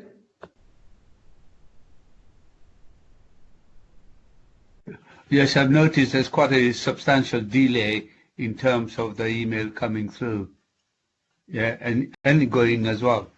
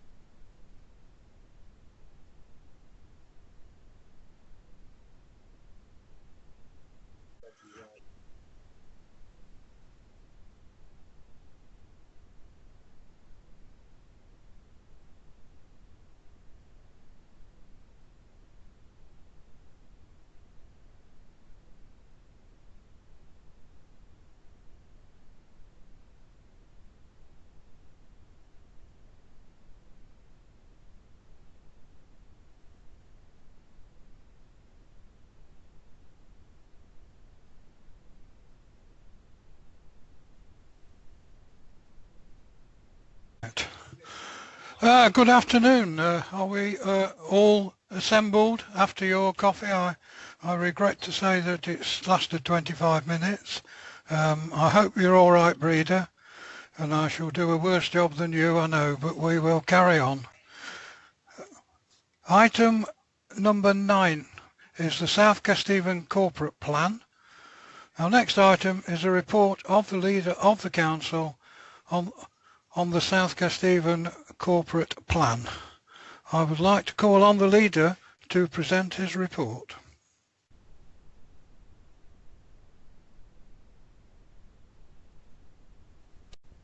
Thank you, Mr. Chairman. If I can just also reiterate my thanks and best wishes to Breda.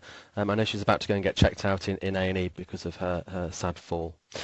Well, thank you, members and Mr. Chairman. Well, having a clear corporate plan and vision is essential to the success of any organisation. It is where everything starts, how actions are determined and how results are measured. Today I have the pleasure of introducing South Kesteven District Council's corporate plan, which sets out how, over the next 3 years, we intend to realise our vision of being the best district in which to live, to work and to visit. Such structure and business planning is important at all times, but given these uncertain and unprecedented times, when everything around us is constantly changing and evolving, our corporate plan provides the cornerstone of our promise to those we serve and clarity for those we work with and those who work for us. I would like to thank all members for their contributions to our corporate plan and to all the SKDC staff who have worked on the plan. I'd also like to pay a particular tribute to our Chief Executive, Karen Bradford, for her determination to not let COVID-19 detract from the importance of delivering and supporting the corporate plan we have before us. Our corporate vision and 5 priorities are based on an analysis of the current performance of South Kesteven, both as a district and as a council, and emerging opportunities and challenges. Our priorities are growth and our economy, housing that meets the needs of all residents, healthy and strong communities, a clean and sustainable environment, a high-performing council. Under each priority, there is a string of actions to enable us to achieve our goals, including investment in leisure facilities as part of our leisure programme, commitment to reduce the carbon footprint of the council, delivery of the St Martin's Park project in Stamford, the regeneration and improvement of all our town centres, the building of high-quality homes of all types and tenures in the district, and the implementation of our COVID-19 recovery plan.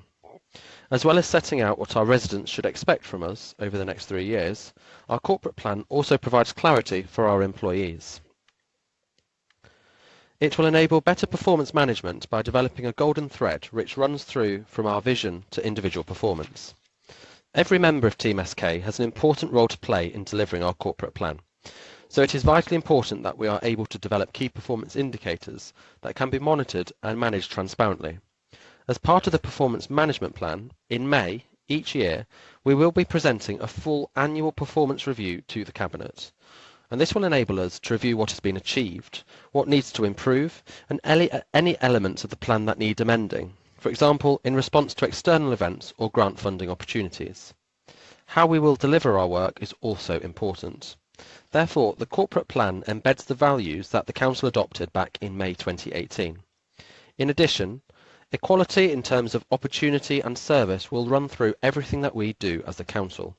Ultimately, we want everyone at the Council and in our communities to feel welcome in South Kesteven. Lastly, we are all aware of the financial pressures councils have been under, not just from the ongoing impact of COVID-19, but from the national conversation around central government funding. Even before the coronavirus pandemic, we were on the trajectory towards a new way of working and of delivering for our residents and local businesses. What our corporate plan does is take a pragmatic and deliverable approach to the challenges we face and our commitment to those who live, work and visit our district. Therefore, Mr Chairman, I am pleased and proud to present this plan to Council and look forward to working with all members and our staff to put our corporate plan into action. Thank you. Thank you, Councillor Cook. I invite Councillor Barry Dobson to second the proposal. Thank you very much, Chairman, and I do second this proposal and reserve my right to speak. Thank you. Thank you. I call on members in turn for debate. I've got Councillor Nick Robbins. Oh, all right. Thank you, Chairman. Sorry. Thank you, Chairman. Yeah, just a question, really, and if we can maybe have an amendment to the name of the title. We have some fine schools in the district. We have the girls' school, we have the King's School, we have plenty of grammar schools, and it's a very high level of education that we can offer. And also, the leader alluded to investment into the district. I'm just wondering if we can put alongside live, work, and visit the words study and invest, which encompasses all that we are looking for as a council. Thank you, Chairman. Councillor Callum Cook. Thank you, Mr Chairman. I mean, the title has been through a number of different committees and bodies, and the thought has gone into this by a number of cabinet colleagues and members of the council. And I think living is quite an open phrase as to where you live. Obviously, working also includes investment and business, and this is really about our internally focused corporate plan and how we can then support the external environment. So I'm quite happy with how it is put for the time being. Councillor Louise Clack, sorry I missed you at the first. Oh, it's okay. Naomi came in afterwards and said what item I was on, so I missed it. Oh no, thank you, Chair, and thank you for stepping in so valiantly. It was just a quick point, actually. I have raised this with the leader and deputy leader and Karen separately, and so basically it was just to propose that we defer a decision on the corporate plan and the corporate restructure, given that we haven't had ample time to discuss. And so I'd like to deal with those two things separately, if that makes things easier. So with regards to the corporate plan, we can note that that was signed off on the 22nd of September, and I received the hard copy on the 25th.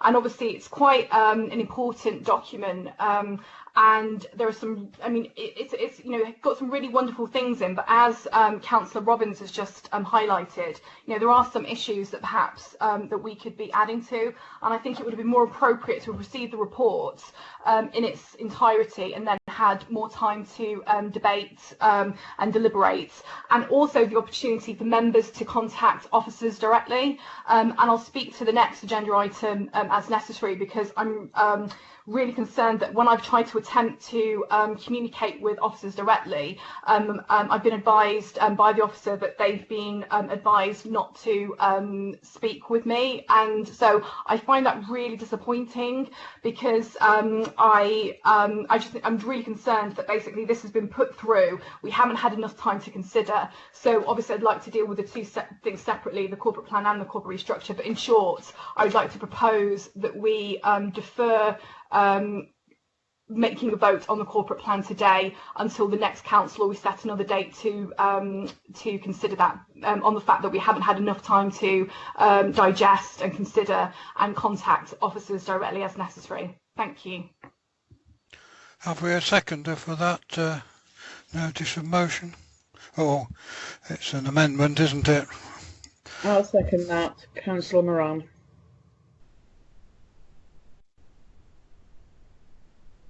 Is there anybody else would like to speak on this particular item?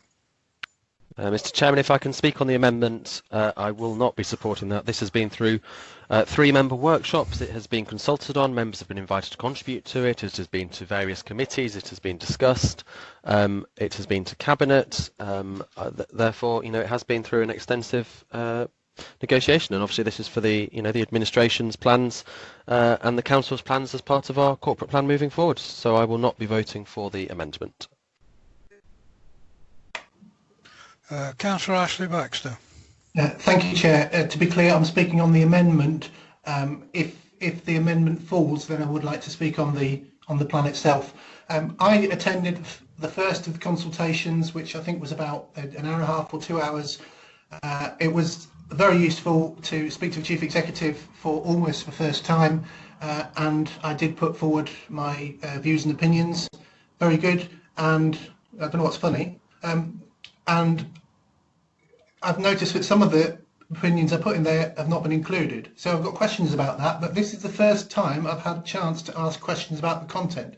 The leader just said that the corporate plan was submitted, sorry, has been to committees and Cabinet and so on. I haven't seen the environment part go to the Environment Committee. I don't speak for the other committees, and there's very little time to bring stuff up about such detailed plans at the Cabinet meetings, especially when you're not a Cabinet member. So my issue is that I went to one meeting, and then 6 weeks later this whole thing is being presented as a fait accompli, with very little room for manoeuvre, and I think that there are big gaps in it, and I think it would be better if we had a proper consultation on the draft before agreeing it at full council. I believe Dr. Peter Mosley, you have a point of order. Yeah, thank you, Mr. Chairman. Yeah, I just queried the actual amendment here. If the amendment is to remove this from our agenda, that fundamentally alters the substantive motion, and therefore it shouldn't be allowed.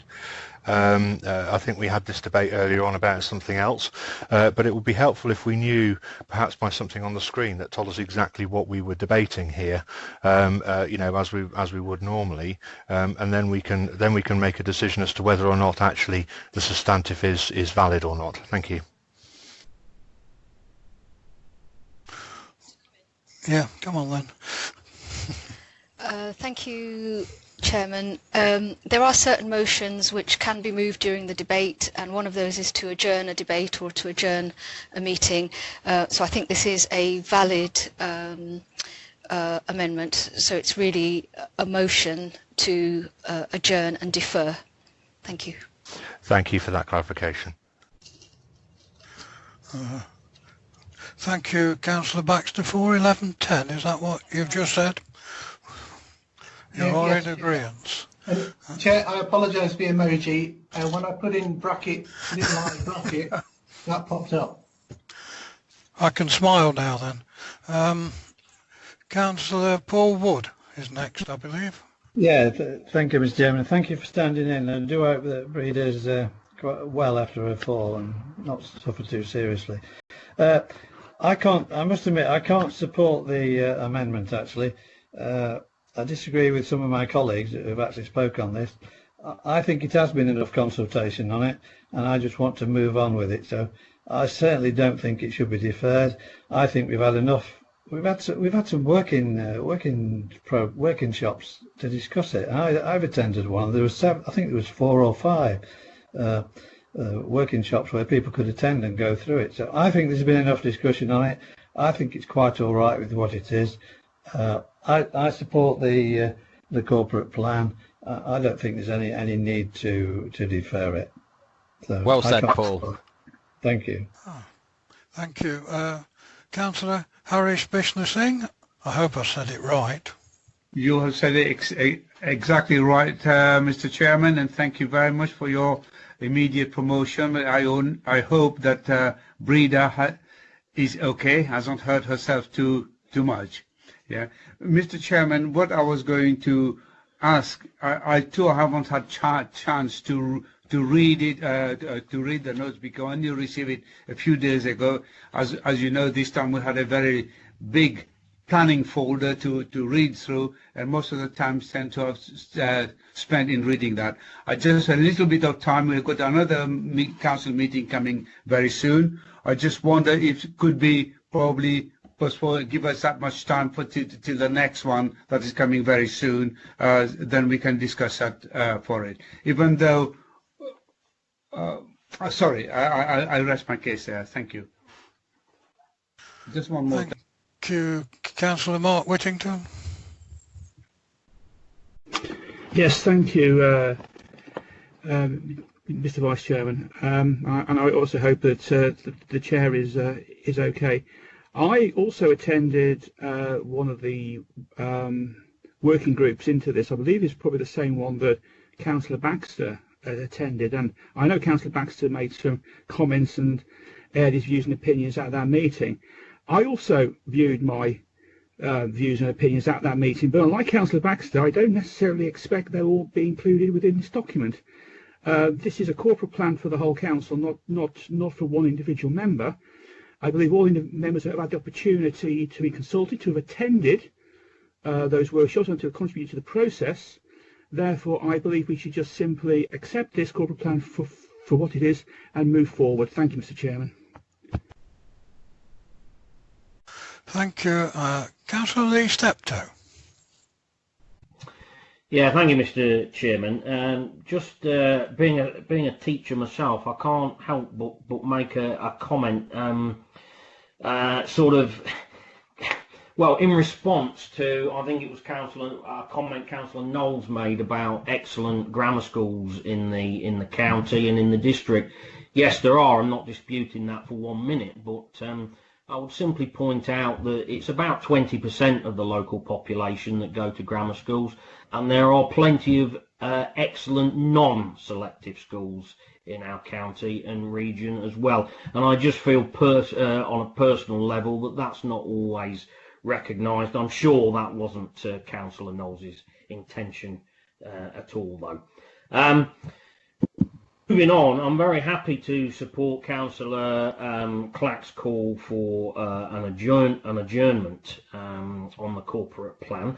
It's obviously all about timing.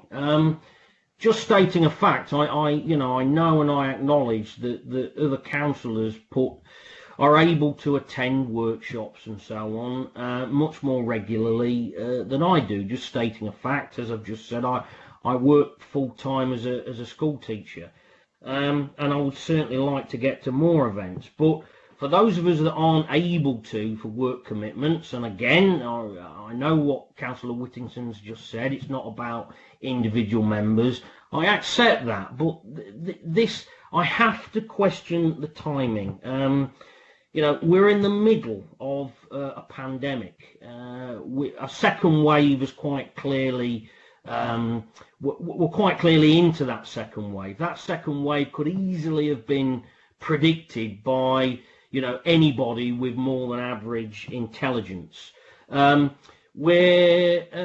waiting for the arrival of a government white paper that was supposed to be coming in September. No sign of it yet, but a government white paper about local government reorganisation.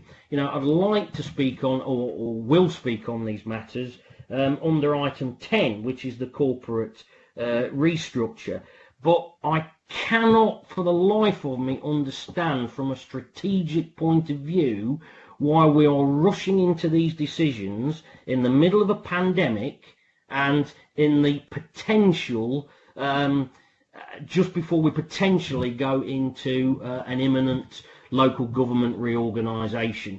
SKDC, just stating a fact, may not even exist as a district council in the next 2 to 3 years, and to me that doesn't seem to be getting the airtime and the coverage that it should be. Thank you.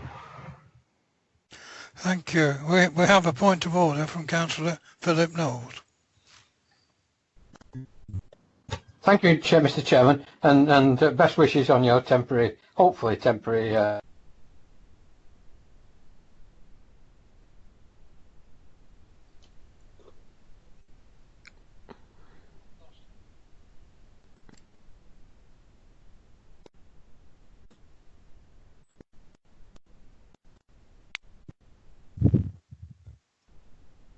I think, if I may, Mr. Chairman, I think the point Councillor Knowles wished to make was that it was actually Councillor Robbins that raised those the items about education, and not Councillor Knowles. How did you know that? Sincerely apologise.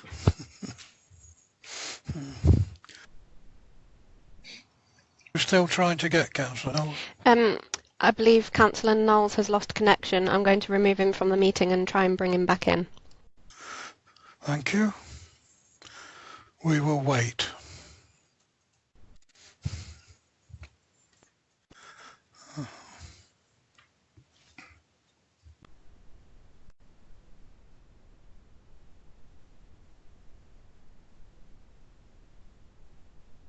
Oh.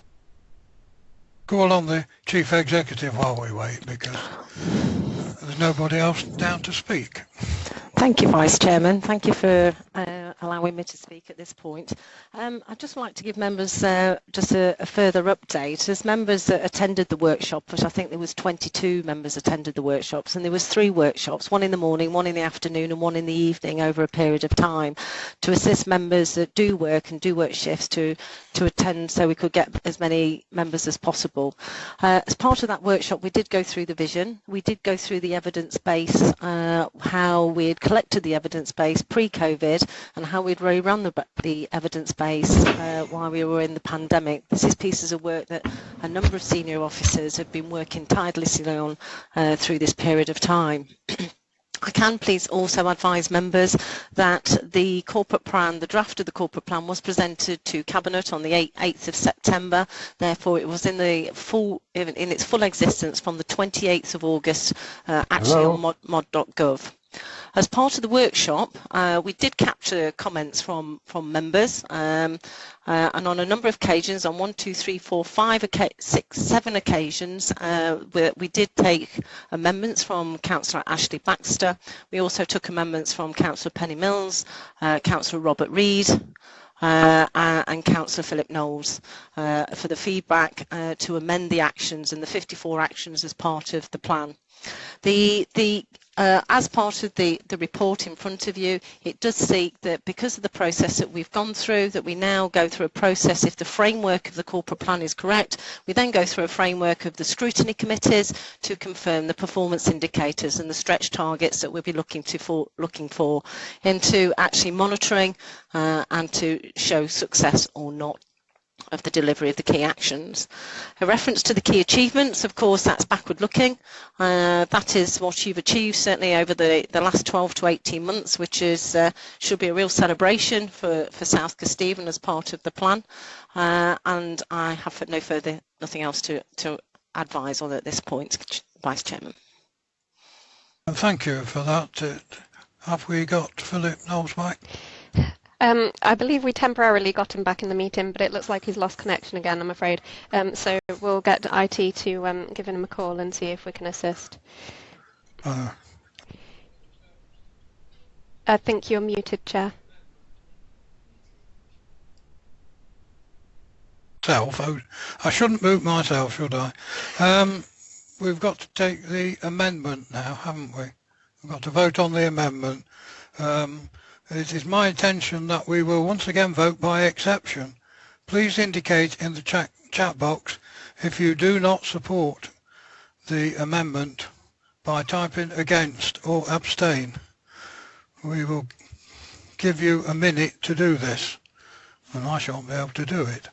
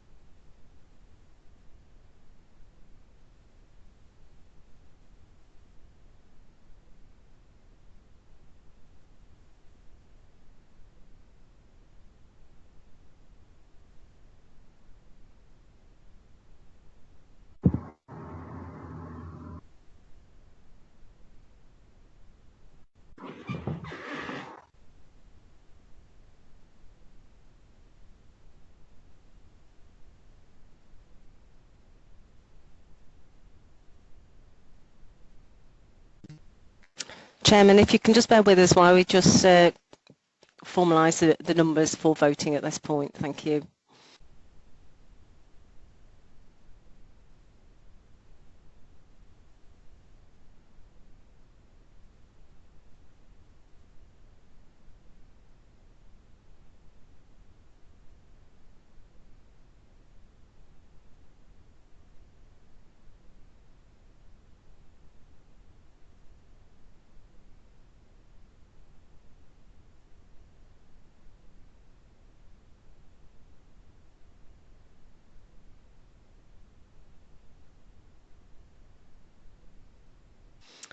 Chairman, in reference to the motion that was put forward to defer this item, there's 31 members are against, 1 abstention. Therefore, the motion to defer falls. Thank you for that. So we now go to the motion as put. There doesn't appear to be any other speakers for... Oh, Ashley Baxter. That was quick. Thank you, Chair.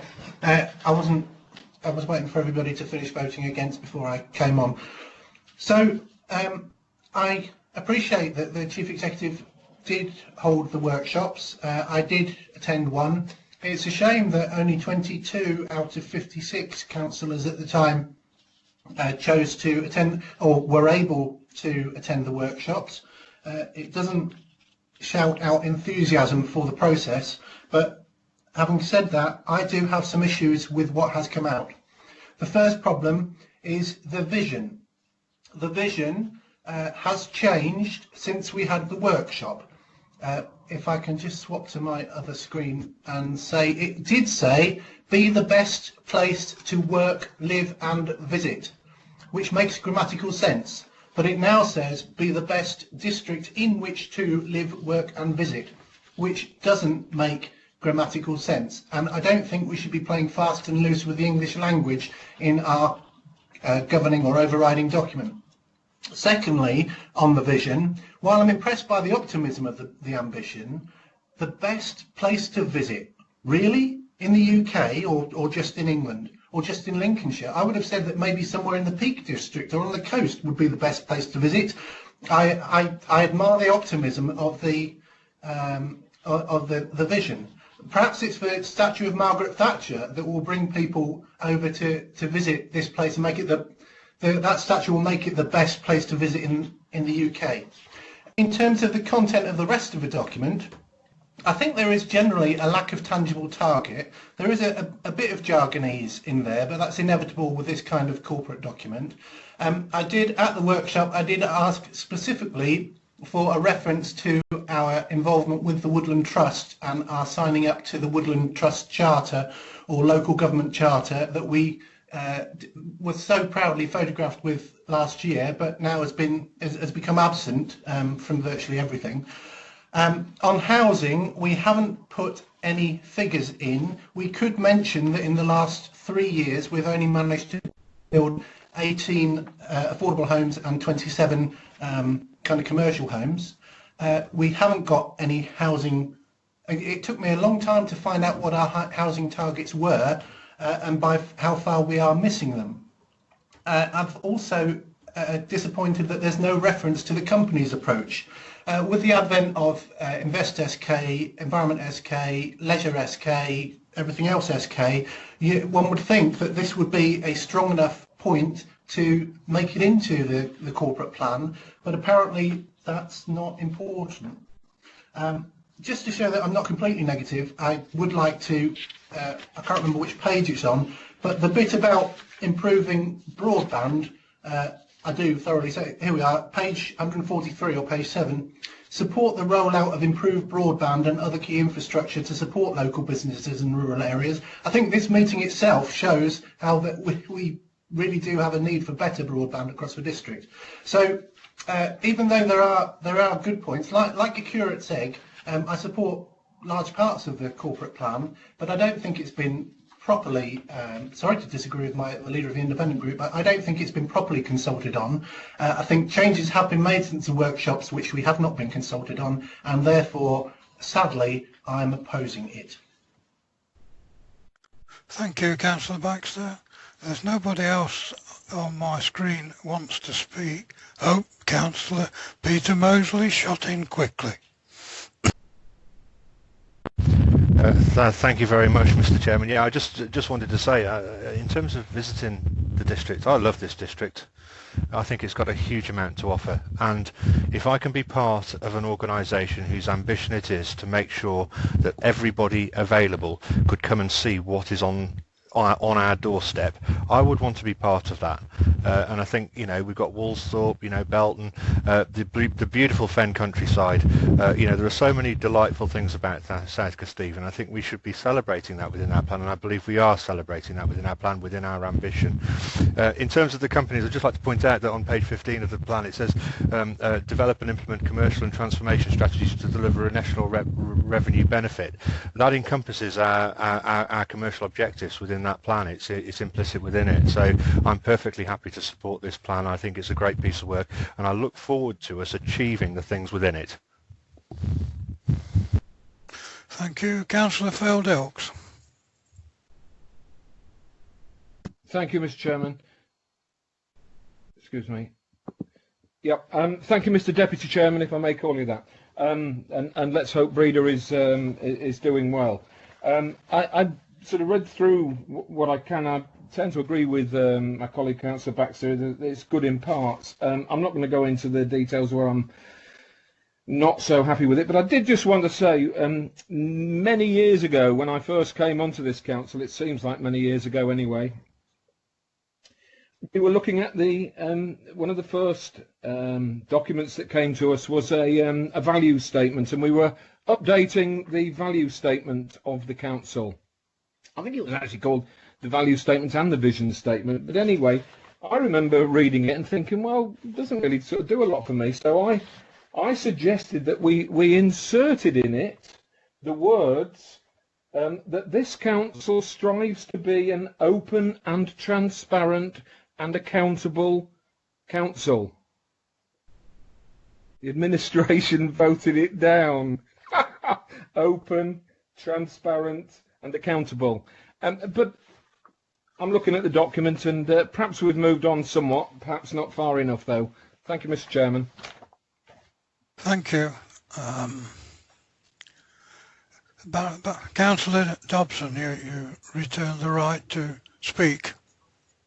Yeah, thank you, Chairman. I always think that it's better to have a document in place than none at all. And I think this answers a lot of the questions. There will be amendments as it all progresses, I suppose. But I'm still very much in favour of this, despite all the comments, and I think we should approve it. Thank you very much, Chairman. Thank you. Councillor Cook, would you like to sum up? Thank you, Mr. Chairman. Well, I think in terms of, and it's been interesting to listen to some of the debate, and I think, look, this will give us a plan to work to, of which we can then be held accountable for that, and it provides that vision and strategy. And as a council, what we are lacking is that corporate plan. So then any member of the public knows exactly what it is we want to achieve. In terms of the visitor economy, you know, we've got some amazing attractions in this district, so why wouldn't we want to be the best? You know, in Belton House, we have one of the most visited National Trust properties in the country. You know, we've also got Burley and Grimsthorpe, and I'm sure we've got some amazing attractions down in the Deepings as well. In relation to the Woodland Trust, I continue to meet with them and discuss about how we can work with them and support them as they're based here in the district. So all that leaves me to say is that I agree with the Leader of the Opposition, and we should support this document. Thank you. Thank you, Callum. My intention again that we'll vote by exception. Please indicate in the chat box if you do not support the proposition by typing against or abstain. We will give you a minute to do this.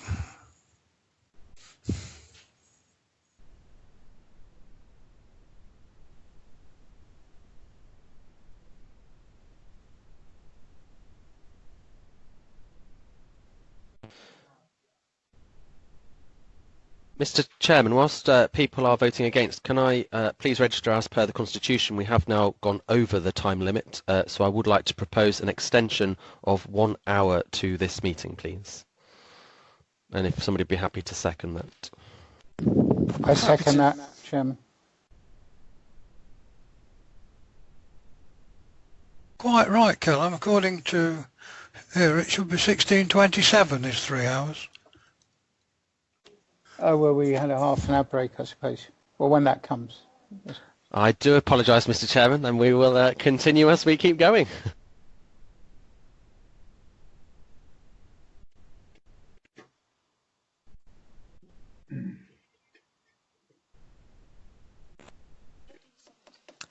Madam, sorry, Vice Chairman. I was going to call you Madam Chairman then, so please apologise there, Council.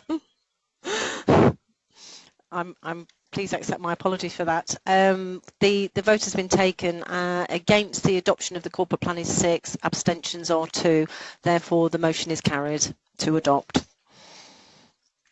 Thank you. We'll now turn to agenda item 10. This is a report of the Leader of the Council on the corporate reconstructure.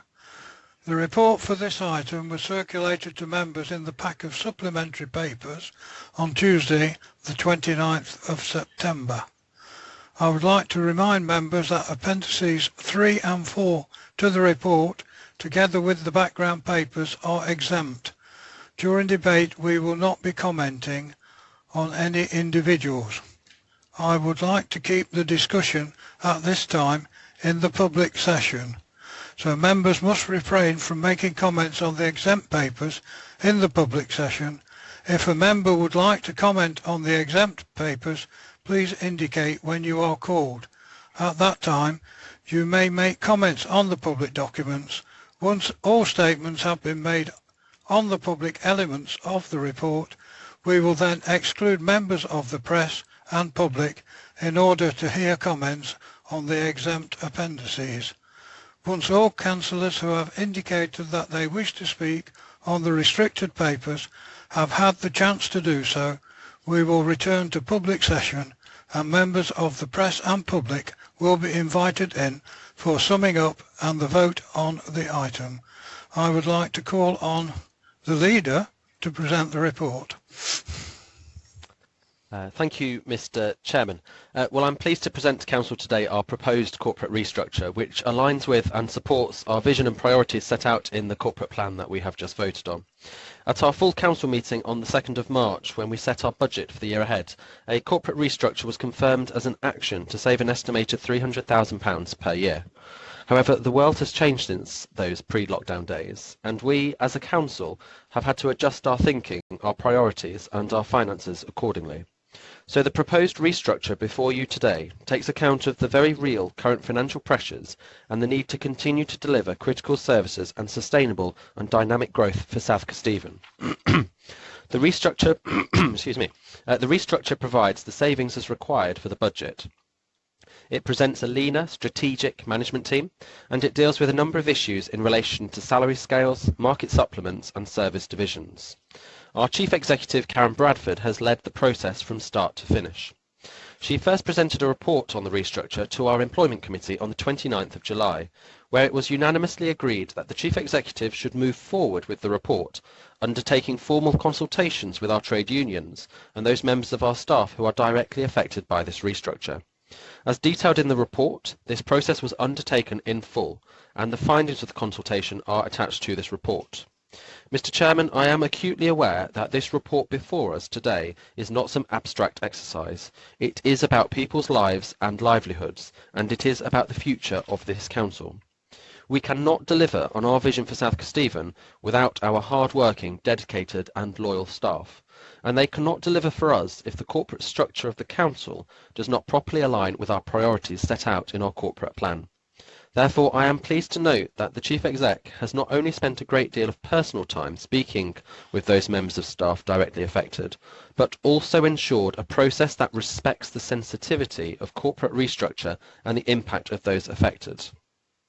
As detailed in the report, the Chief Executive has considered the feedback from the consultation, and as a result, the report does present a number of amendments to the original proposals, which were presented back to our Employment Committee last week and agreed unanimously.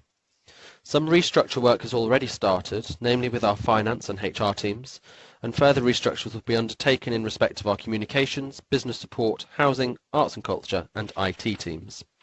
A full monitoring report will be presented back to our Employment Committee in 6 months' time.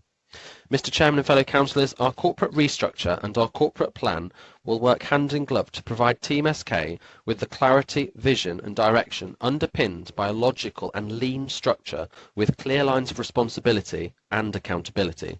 Therefore, I have no hesitation in recommending this report to you today and urging you to give it your full and considered support. And at the Employment Committee, Councillor Wood, as Leader of the Opposition, seconded that report, and I'm hoping that he is willing to second this report today, as he mentioned at the committee meeting. I call upon Councillor Paul Wood.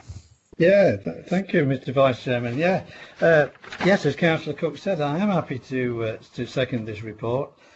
I think every organisation needs a restructure now and again. The council agreed there would be a restructure, and I know when the chief exec was appointed, that was one of their main tasks she was set out to do.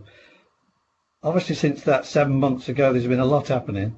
The COVID things, we've had a lot of things to cope with, but I think Karen has actually done a magnificent job coming up with this restructure in the time. Yes, there has been some members of staff who are not too happy with it. There always will be. You'll never do a restructure and satisfy everybody, every member of staff. But it's produced, this restructure has produced what we want. It's produced the savings we want, and I think it's made us a leaner organisation, a leaner, obviously fitter organisation to go forward. I thoroughly back this. I noticed previously Councillor Clack said she was going to propose a deferring of it. I would encourage her not to do that. I would rather hope that we could all unanimously approve this. I think it's good. I put my weight behind it, and I would encourage all members to support it and vote for it. Thank you, Mr. Vice Chairman. Thank you. Call upon Councillor Louise Clack. Thank you, Chair. Again, yes. So, as I mentioned earlier, I would like to propose a adjournment or deferral to this item. I'd like to echo Councillor Cook in terms of how important and grave and really serious that this is. This is about people losing their livelihoods amidst an unprecedented pandemic and economic turmoil. It's completely unprecedented, and I absolutely agree that we need to look at restructuring and how we become leaner and better. However, this was signed off on the 28th of September. It's the 30th today. It was signed up on the 28th and delivered yesterday. It beggars belief that we're being asked to vote on this today, given how important this is.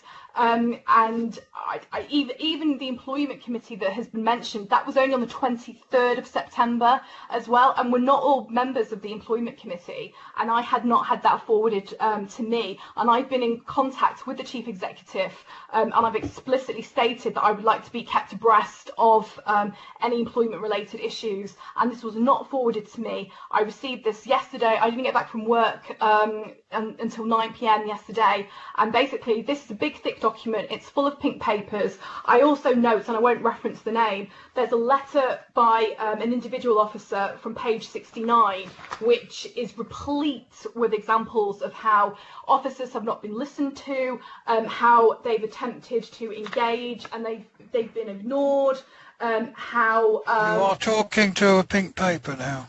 Please resist your temptation on that side. Yeah, absolutely. So, but my point is, this was only signed off on the 28th of September. It's now the 30th. Earlier we wouldn't let a lady speak because she hadn't put forward a question with 3 days working notice. You're asking us to vote on a restructure that will lose jobs. We're making people redundant. We're cutting people's salaries. This is really important stuff. This isn't some airy-fairy, even with respect, grammar, whatever of a title. This is people losing their jobs. This is people losing their identity. This is people not going to be able to pay their mortgages. This is really serious stuff, everybody. And this deserves a serious time for consideration and deliberation. This certainly warrants far more than 24 hours notice. And I just find it beggars belief that we're being asked to vote on this today.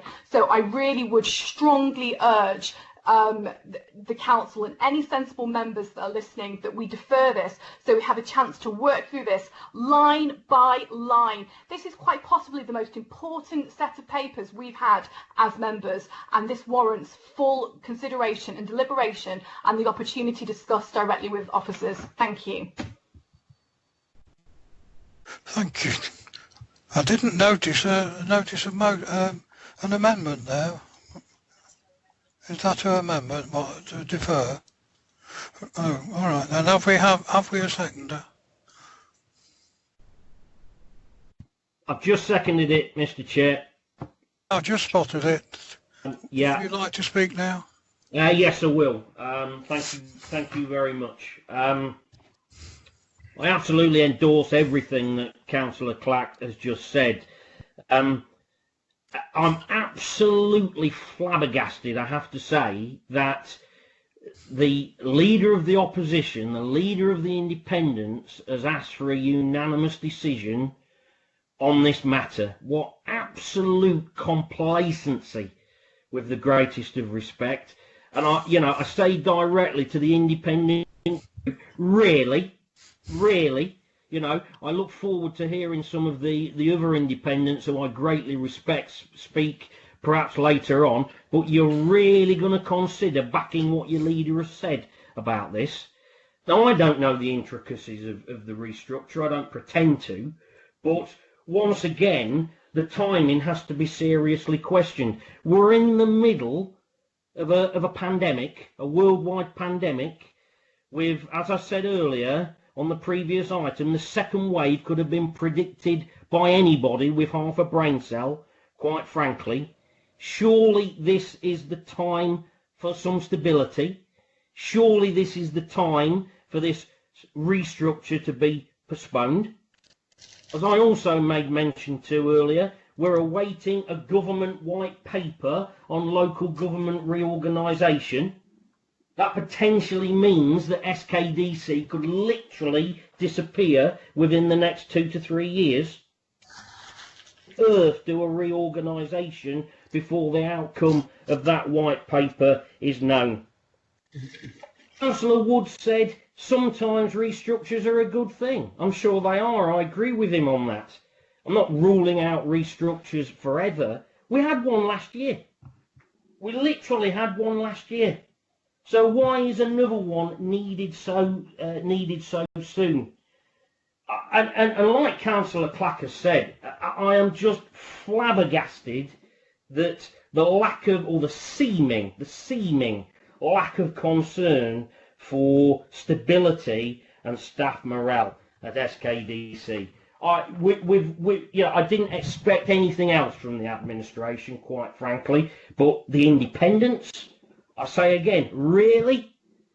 So, bearing in mind everything I've just said, the timing of this restructure absolutely beggars belief.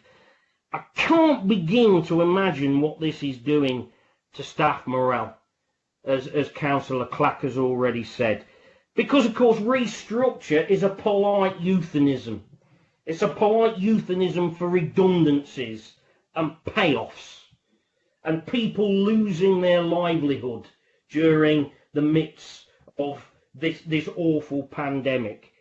Councillor Cook talks about maintaining dynamic growth in SKDC. The reality is large cuts to this council. That's the reality. Leanness, leaner, fitter organisations, they sound great buzzwords. In actual fact, it means ordinary staff members at all levels with families to support lose their jobs. So, with all these factors and these uncertainty and all this fear that society is going through at the moment, a pandemic, locally a possible restructure, the possible total scrapping of SKDC. At best, this seems untimely. At worst, it seems utterly reckless. Officers have worked so hard to mitigate the effect of this virus. What a way to reward them. And finally, I just appeal, we know which way this vote is going to go, of course we do, but I just appeal to some individual independents. Do the decent thing and oppose this. Thank you. Thank you, Councillor Steptoe. Councillor Phil Dilks is next. I did take the Louise Clack because she did indicate before you, but it had gone off my screen. So if you'd like to speak now. Oh, thank you, Mr. Deputy Speaker. It was simply that I'd put it on once the item appeared that Naomi had... Oh, I see. Oh, I see. Yes, right. Okay, right. Mr. Chairman, the last corporate... No. What I want to say, first of all, is I actually agree with Councillor Wood that councils need a corporate restructuring, to use his words, now and again. But I do remind you that the last corporate restructure was only completed last year, after a very, very difficult, stressful and destabilising period for all of our staff. And I don't just mean the senior officers who didn't know from one week to another if they would be next to be called in and told that they're leaving their job at the end of the week after years of dedicated service and would be required to sign on the dotted line of a non-disclosure agreement in return for a golden payoff. The result of that last restructuring that that was completed only last year was the departure of the council's entire senior management team. I remember being told then that it would all be worth the strife and the process, and we were given all the same buzzwords that we've just heard the current leader telling us. It was going to deliver a leaner, more efficient structure, fit for purpose for years to come. But here we are again. And I have to say I'm very worried about the impact of yet another corporate restructure of our top team. So may I ask, what confidence can we have that this latest restructuring will actually result in an improvement that will last longer than a few months? Thank you. Thank you. Councillor Mark Whittington, please.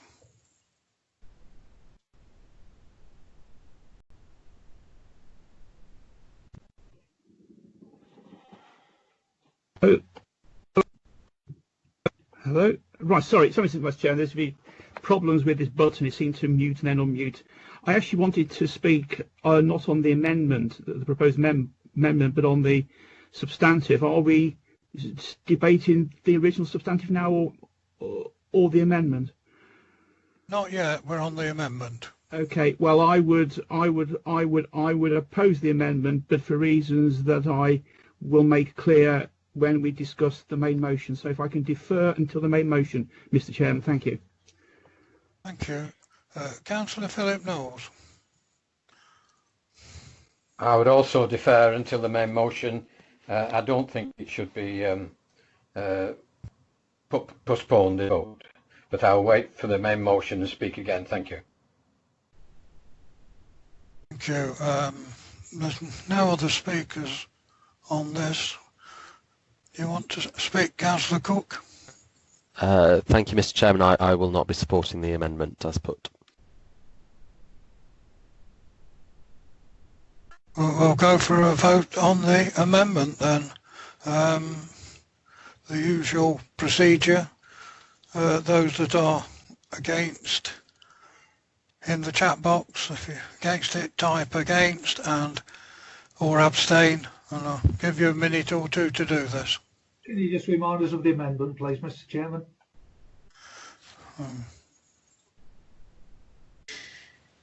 Thank you, Mr. Vice Chairman. The amendment is to defer this matter to another meeting.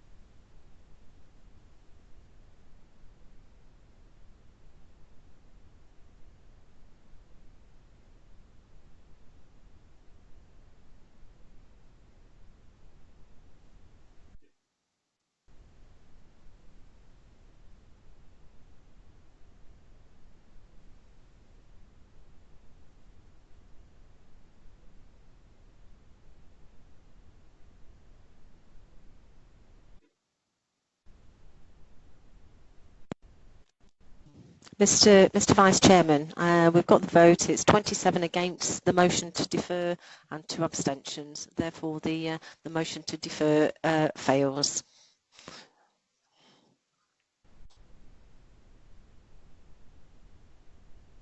Myself. Sorry about that. I pressed the wrong button. We now go on to the motion, and there are 2 people wishing to speak. I think Mark Whittington was one. I'm not sure about the other. Me, Philip Knowles. Well, I'll call Councillor Mark Whittington first. Thank you, Mr. Chairman. I would urge all members to support the corporate restructure for a number of reasons. The first one is, you know, we have a new leader now.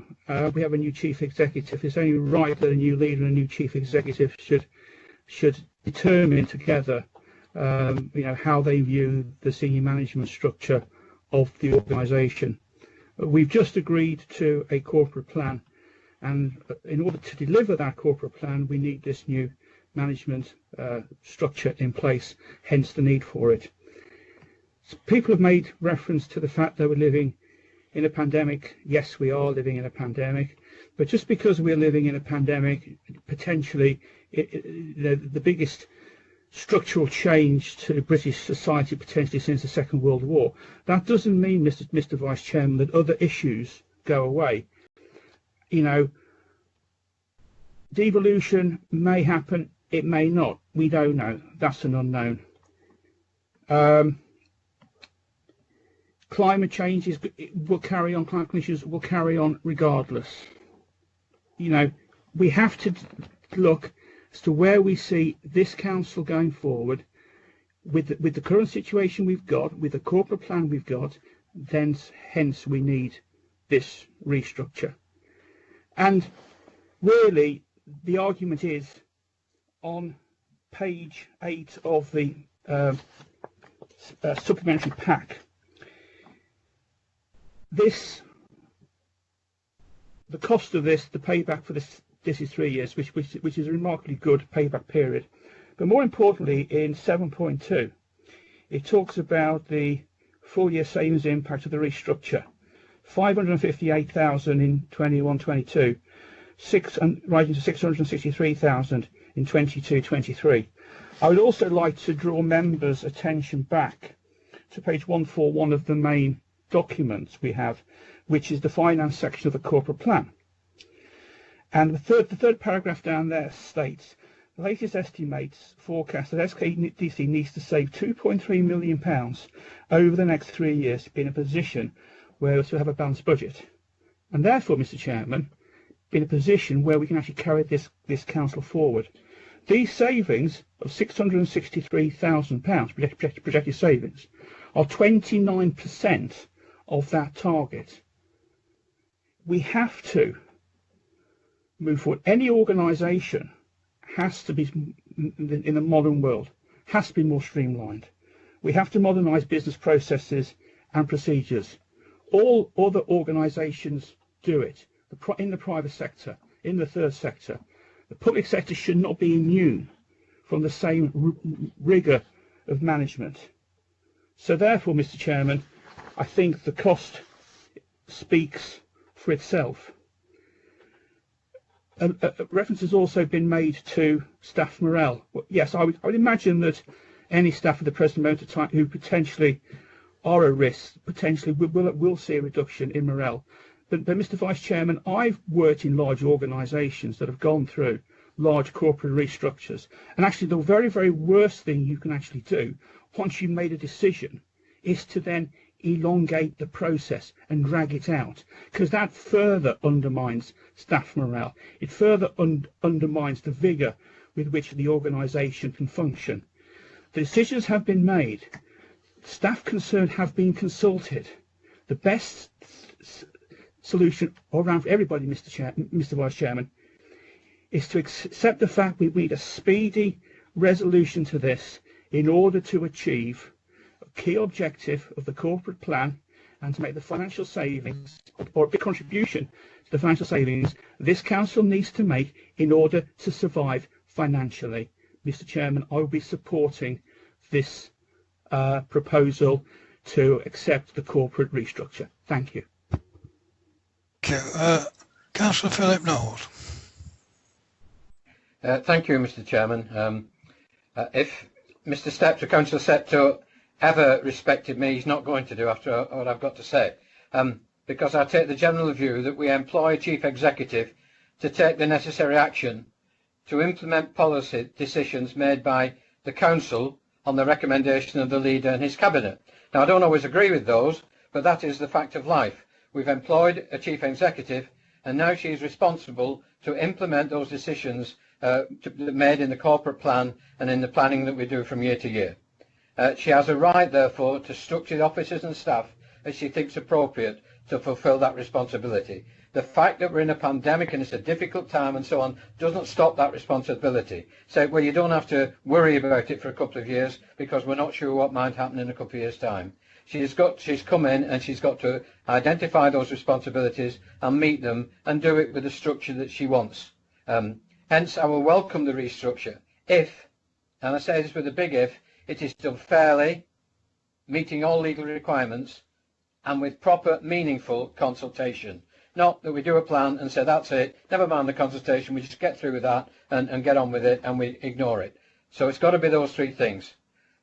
It may be appropriate to note that the report refers to last restructure, which has been mentioned by a couple of other people. The cost of implementation was 866k and the savings achieved were 589k.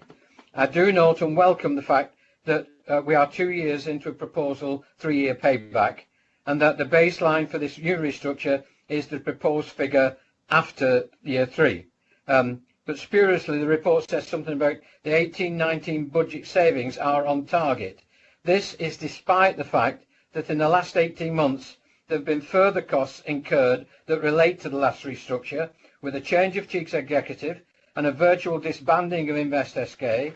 And on top of that, that's just a couple of things. And on top of that, we've got the recruitment costs that have been incurred because of those changes, which aren't included in that. The change and reduction of staff since that restructure has cost already in excess of £1 million, and that doesn't include recruitment costs. I think it is fair to say that the last restructure, can we call it the Peterborough project, has now been discredited completely, and it's been put into the dustbin of history, and it needed to be. The fact that the new chief executive has found it necessary to propose, and the leader, to propose such swingeing cuts and changes, sorry, not cuts, changes, indicate that the existing structure was not considered fit for purpose in a new world. It is not for this body to question every line detail. Sorry, Councillor Septo. We are more of a strategic body here. We're not here. A body of a committee of 60 odd can't consider every item on that corporate plan restructure like that. We'll never get anything done if we do that. We've got to have leaders, we've got to have people at the head of the organisation, and even when we disagree with them, we've got to let them get on and do their job. And then the chief executive does hers. Excuse me a second. I wish the new chief executive well in her endeavours to provide the services that we all require at the appropriate cost, and trust that she may be given the time and authority to do so, because the last regime wasn't, and she can take appropriate responsibility, therefore, for the outcomes. This body should not consider line by line a restructure of this nature. The responsibility to implement and to achieve those targets are the chief executives. I'm sorry if I've upset some of my independent colleagues, but we are not an executive body here. We are a non-executive type body when it comes to something this detail, and the detail cannot go through every individual. There has been the opportunity at the employment programme to do it, and that was the time to challenge the individual bits. At this stage, we should agree the strategy and get the chief executive to take it on board and achieve what is necessary in savings for this council over the next few years. Thanks very much indeed, sir. Thank you very much. To those who are making comments, I was waiting for Councillor Knowles to finish before I did say that we've been in the meeting for 3 hours. It was 16:27, which was halfway through Councillor Knowles' speech. So we need to take a vote to continue. Would you like to come in, Councillor Cook? Thank you, Mr. Chairman. Yes, I'm happy to propose an additional hour to this meeting. From 16:27, that is. Have we a second? I'll second that one. So, we'll now use the exception voting process to decide on whether to enter a further hour. Please Any member who doesn't want to carry on, please vote against or abstain.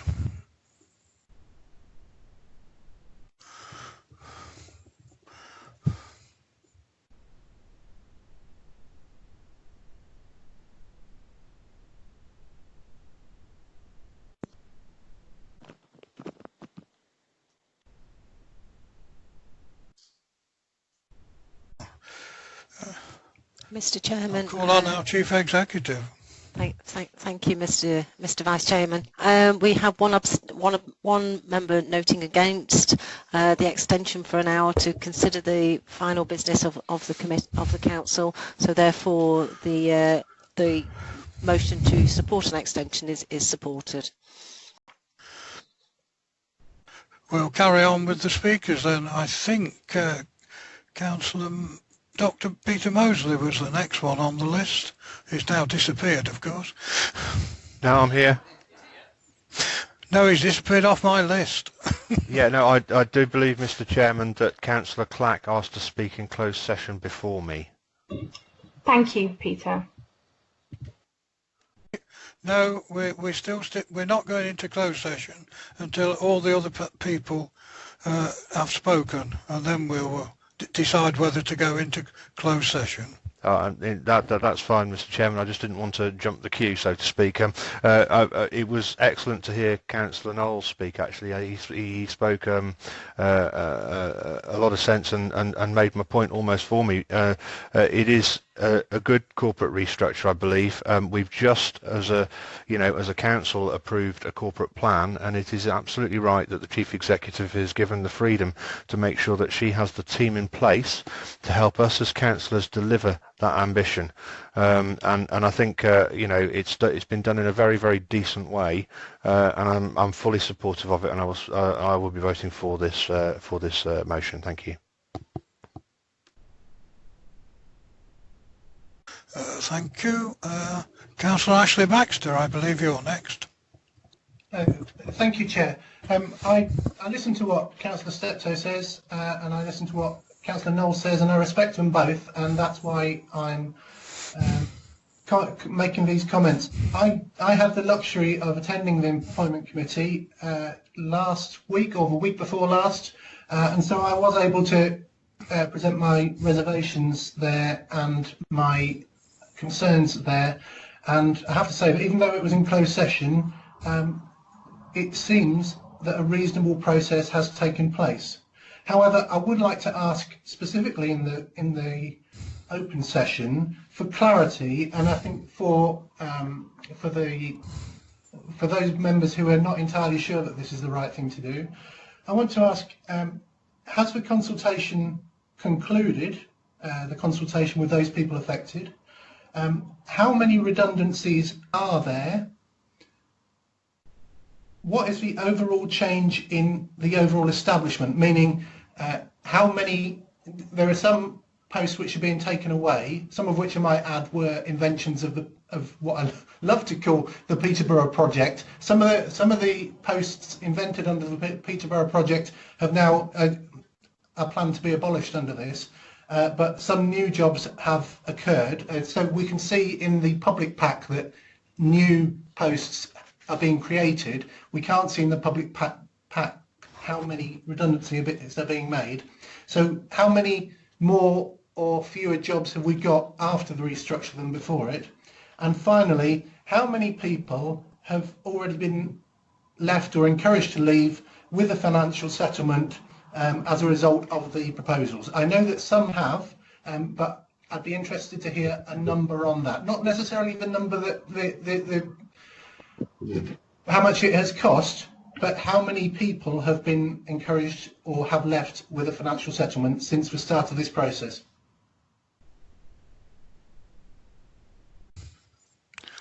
Is anybody going to answer that? I think the Chief Executive is indicating. Thank you, Mr Vice Chairman. Yes, I think Councillor Baxter was at the Employment Committee on the 23rd of September and asked some very poignant questions at that committee, where Councillor Baxter did get some very full, in closed sessions, answers to those questions. The consultation, as he is aware, when we reported on the 23rd of September, is closed. As members are aware, the detail on the pink papers actually details affected posts and new posts. I'm not going to give any numbers in public session because I do not think that's appropriate. Members have got that information as Appendix 3 in your pink papers. I think as I advised members on the 23rd of September, the authority does have a policy to try and redeploy before redundancy being at the last point. So work is ongoing to see how members of staff, and we're working with members of staff to redeploy if possible. We have had a number of requests for reducing their hours and voluntary redundancies, and we are working through those as options and opportunities. As Councillor Baxter also knows, that I will not be making any comment in reference to any officer that has been, as he in his words, has been encouraged to leave or have been giving a settlement agreement or proposed a settlement agreement. As Councillor Baxter is aware, that if there has been any agreements in such light, this will be reported in the statement of accounts in next year's budget. Thank you, Mr Chairman. Thank you.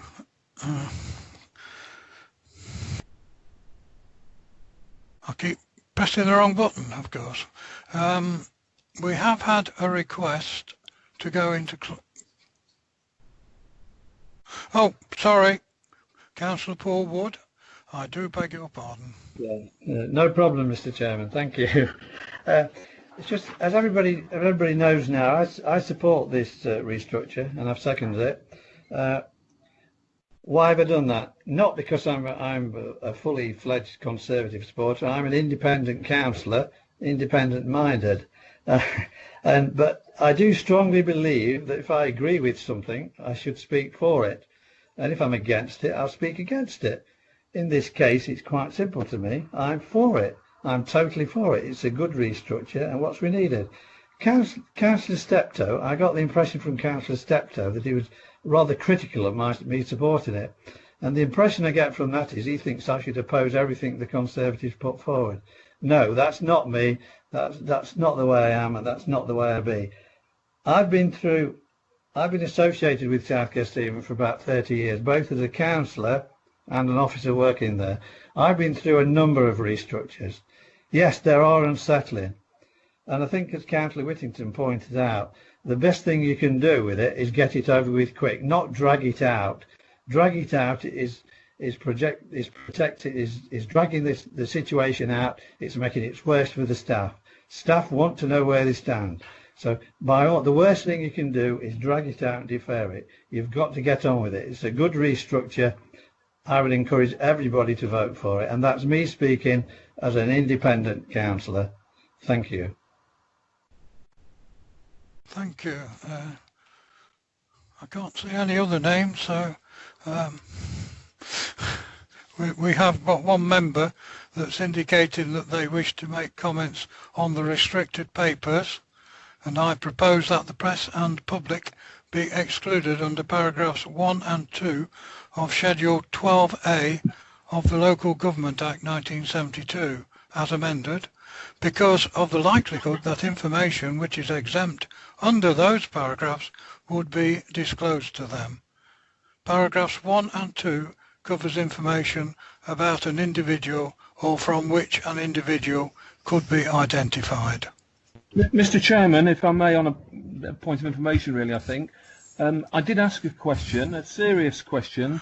I didn't get an answer, and I don't know if the Chief or the Leader would address. My question basically was, what confidence can we have that this latest restructuring, only a year after the last one, will actually result in an improvement that will last longer than a few months? Thank you.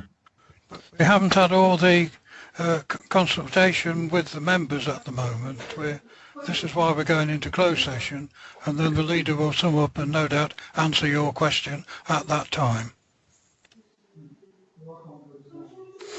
Mr. Chairman, as you yourself have proposed we go into closed session, I am happy to second your proposal. Thank you. Then we'll now use the exception voting process to decide on whether to enter exempt session. Please, can any member who does not support going into exempt session type against or abstain in the chat box? I'll give you a moment or two to do this.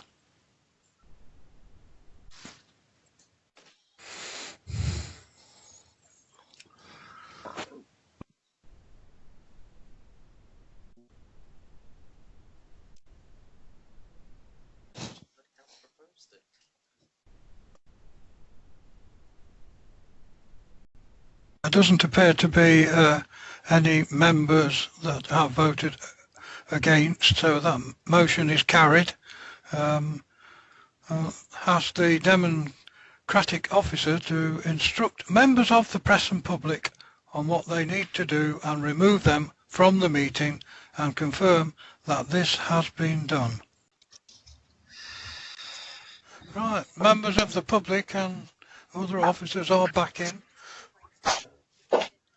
We are still, because it's Councillor Cllr to sum up on that item. Yes, Ian. Oh, thank you, Ian. Chairman. Mr. Chairman, would you like me to sum up, or is there? Yes, please sum up. Okay. Thank you, members, for that healthy debate, and obviously thank you, Paul Wood, for your comments. Obviously, I am saddened you're not a member of the blue team here on the council. There's always a home for you and Jane if ever you wish to join, and I'd happily pay your membership fee for the first year. But no, I think if I can, avoiding that, look, the Employment Committee has done an extensive amount of work, and I think you will all note that the Chief Executive has also done a very thorough and in detail process as part of this. I think there are some comments, and look, it's not for us to directly deal with staff. You know, our role as members is we set the strategy, and then it is for the Chief Executive and then the management team to deliver what we want to achieve as a council. As the Chief Executive has already mentioned, you know, we will have a focused management team delivering the priorities that we have set within our corporate plan, and that is the point. As Mark Whittington has said, you know, we have financial issues and we have financial pressures, not just from COVID, but also through local government. And I think that's all I really want to say. I think it's been a really useful process. I think this council hasn't really done as thorough restructure for quite some time now, and I'm confident that we will be able to deliver what we have set out in our corporate plan with this realigned management committee, Mr. Chairman. So I'd be happy, as I've now summed up, I propose we move to the vote. Quite correct, yes. I'm afraid they were too late to come up on the screen. We'll now vote by exception. Please indicate in the chat box if you do not support the proposition by typing against or abstain. We'll give you a minute perhaps to do this.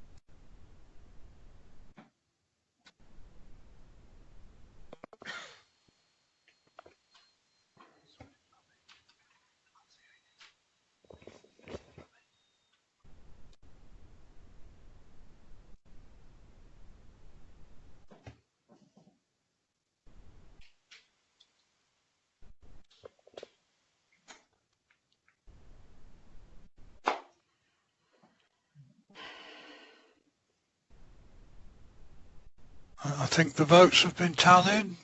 We're now waiting for the result from the Chief Executive.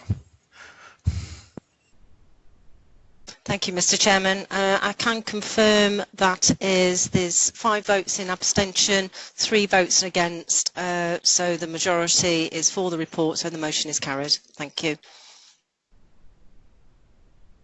Thank you. We'll now move on to item 11, formation of Leisure S5 SK. I'm getting a bit tired now. We now have a report from the Deputy Leader of the Council on the formation of Leisure SK. Again, this item was circulated as part of the pack of supplementary papers on Tuesday the 29th of September. I will ask the Deputy Leader to present his report. Thank you, Chairman.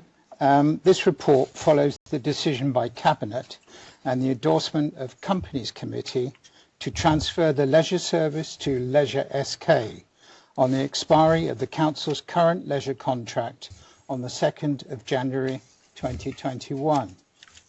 As the report details, there is a significant amount of work to be undertaken in a short timescale to ensure there can be a smooth transition to the new arrangements. Leisure SK has been registered at Companies House, and work currently ongoing includes the formation of a 5-year business plan for the company and the identification of directors, including a proposal to recruit a non-executive director. The results of this work will be presented to Companies Committee for consideration at the meeting scheduled for the 21st of October. It would not be possible for the Council to fully establish Leisure SK and to ensure the leisure centres are operationally capable on the 3rd of January 2021 without incurring some upfront costs. These costs include the formation of the company and the receipt of advice in this regard, but also relate to the purchase of systems and equipment which are necessary to operate the leisure centres. Due to the urgent nature of the work, and until costs have been fully established, a budget envelope of £500,000 is requested. To ensure that there is a robust process around any expenditure incurred, the report further requests that delegated authority provided to the Strategic Director of Growth in consultation with a Section 151 officer to assess and authorise any necessary payments. I therefore recommend within the report that Council notes the contents of the report and the urgent nature of the work to be undertaken, that it approves a budget not exceeding £500,000 to be approved to support the formation of Leisure SK, and that delegated authority be provided to the Strategic Director of Growth in consultation with a Section 151 officer to assess and approve any necessary expenditure, and that endorses my appointment as the sole director of Leisure SK in order to establish the company, and agrees to receive a further report to the Council meeting scheduled for the 26th of November to consider the appointment of additional directors, and also that it notes the proposal to recruit a non-executive director to complement the board of directors, and agrees to receive a further report to consider this appointment on the successful conclusion of the recruitment process. Thank you, Chairman. Thank you for that. I understand that Councillor Callum Cook will be seconding the proposals. Thank you, Mr. Chairman. Yes, I would like to second it. If I could just add a few words of my own on the issue of Leisure SK.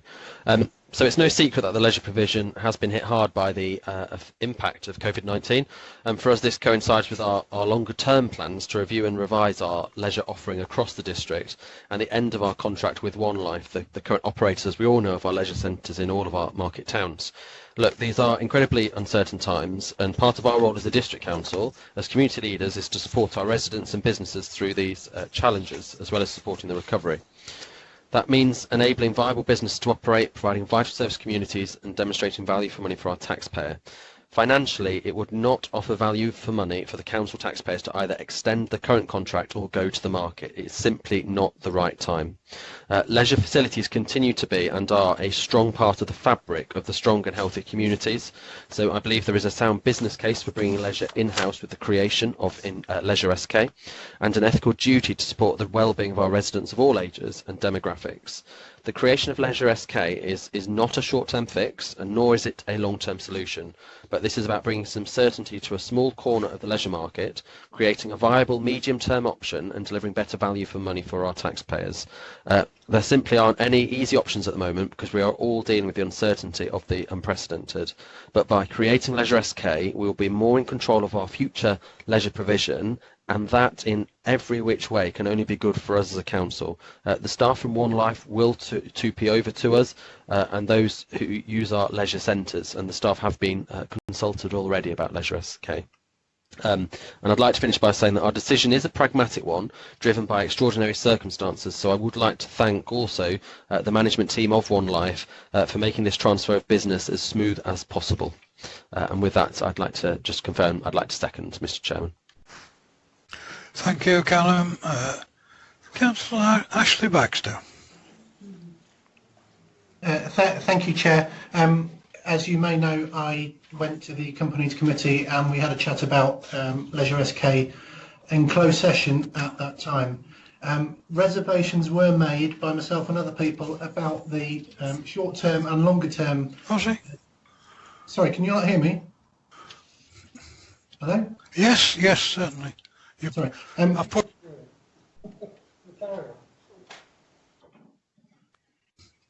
Please carry on.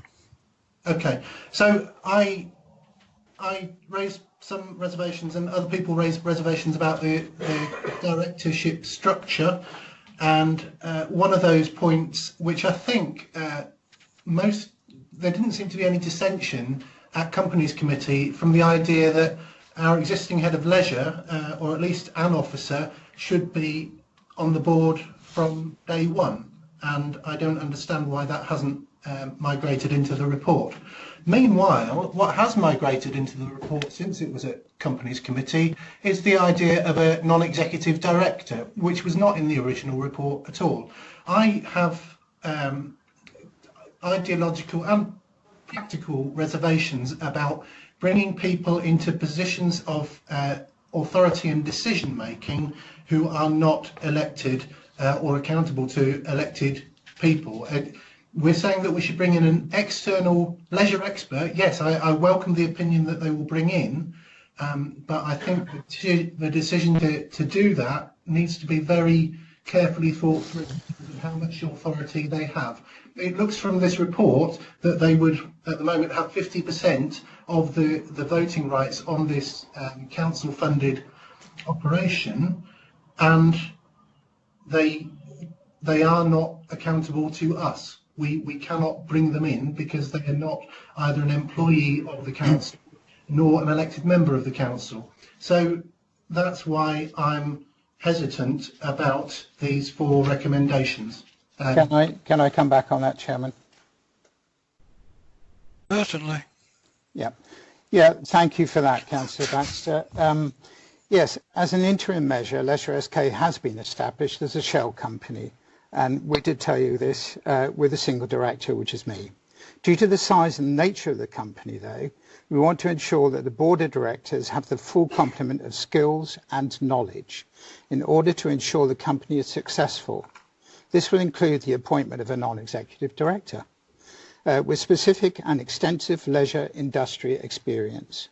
It is anticipated that this will be a paid position in recognition of the level of commitment expected, and the council will shortly begin the recruitment process to identify a successful candidate.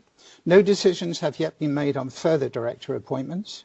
These will be finalised and presented to Companies Committee on the 21st of October in advance of the council meeting on the 26th of November.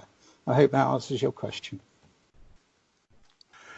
Councillor Ian Selby, sorry I missed you. No worries, Mr. Chairman. Thank you very much indeed. Sorry, Mr. Vice Chairman, I should say. First of all, Mr. Vice Chairman, can I just say a big thank you to whoever it was at the council offices that put up the Lincolnshire flag outside the council offices today. Big thank you for that on Lincolnshire Day. It was nice to see. Okay, on to this item here. The leisure centres, they're owned by the council, therefore effectively owned by the people. And I'm delighted that this item is coming back in-house. The council administration obviously feel they can do a better job, and I'm pleased to hear that that coming across as well. Profits from leisure will obviously come back into this organisation.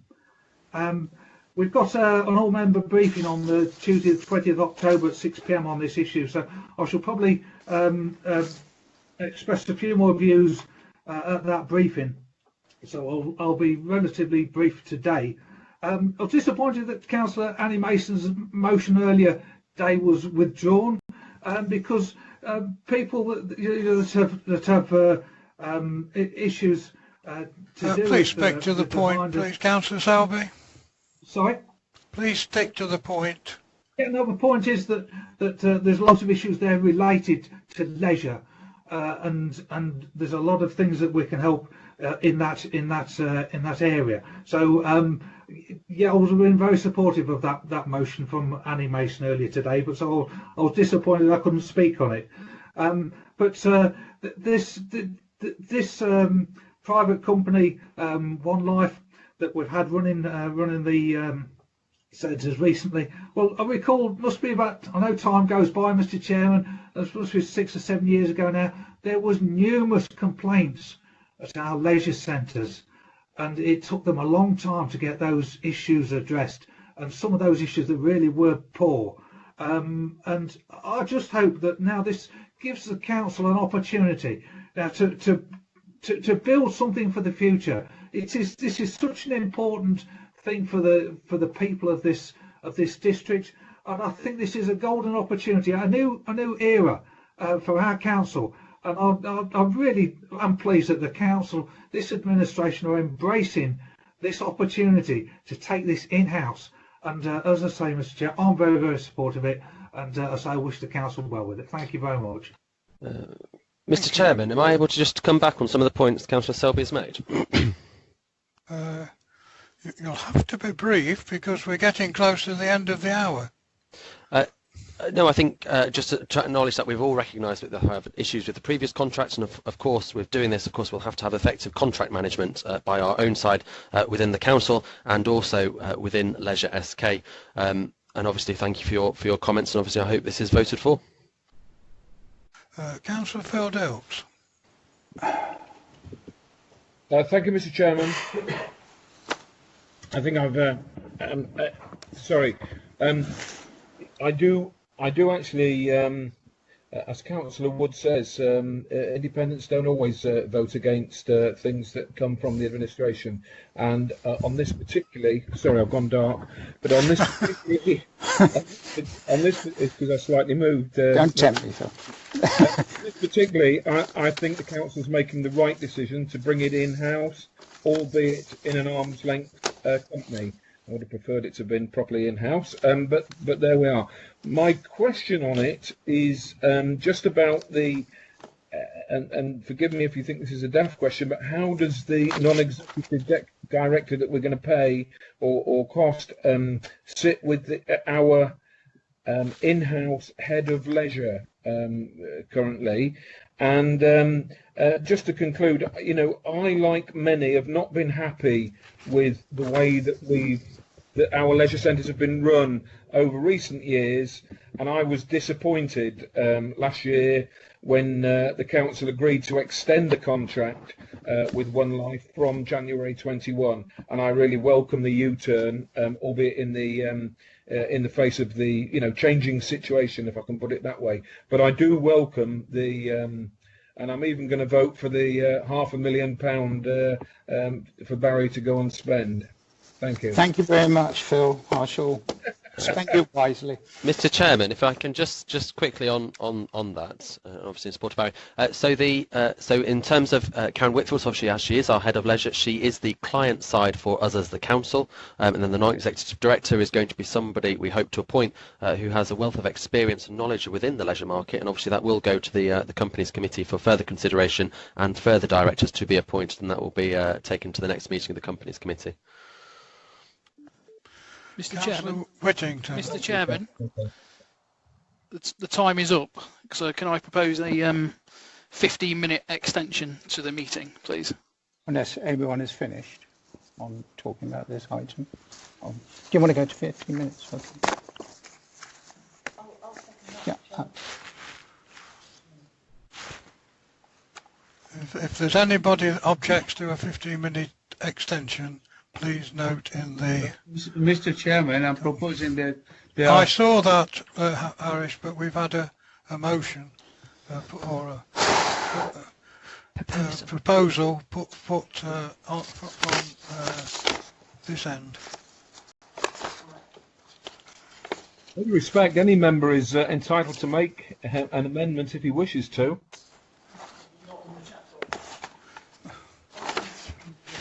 I don't think it should be in the chat box.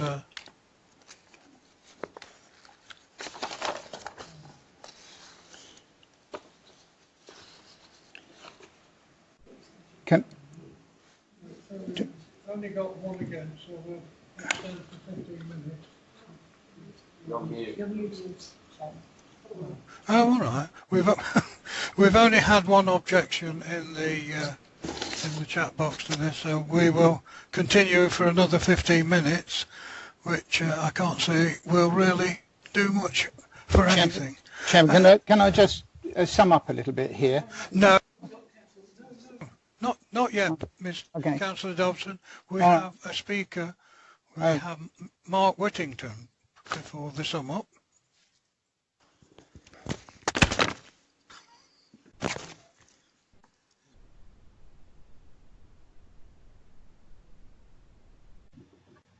Thank you, Mr. Vice Chairman. I've been following this debate quite closely. I think Councillors Dilks and Baxter have some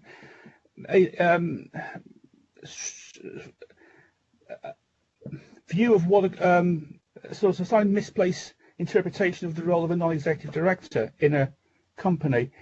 The whole idea of non-executive directors goes back originally to the Cadbury report of 1992, which was an investigation into how to improve corporate governance arrangements in this country, because there was quite a lot of concern. There'd been a number of sort of financial type scandals and things in the 1980s, where boards of directors were largely doing carte blanche what they wanted to do.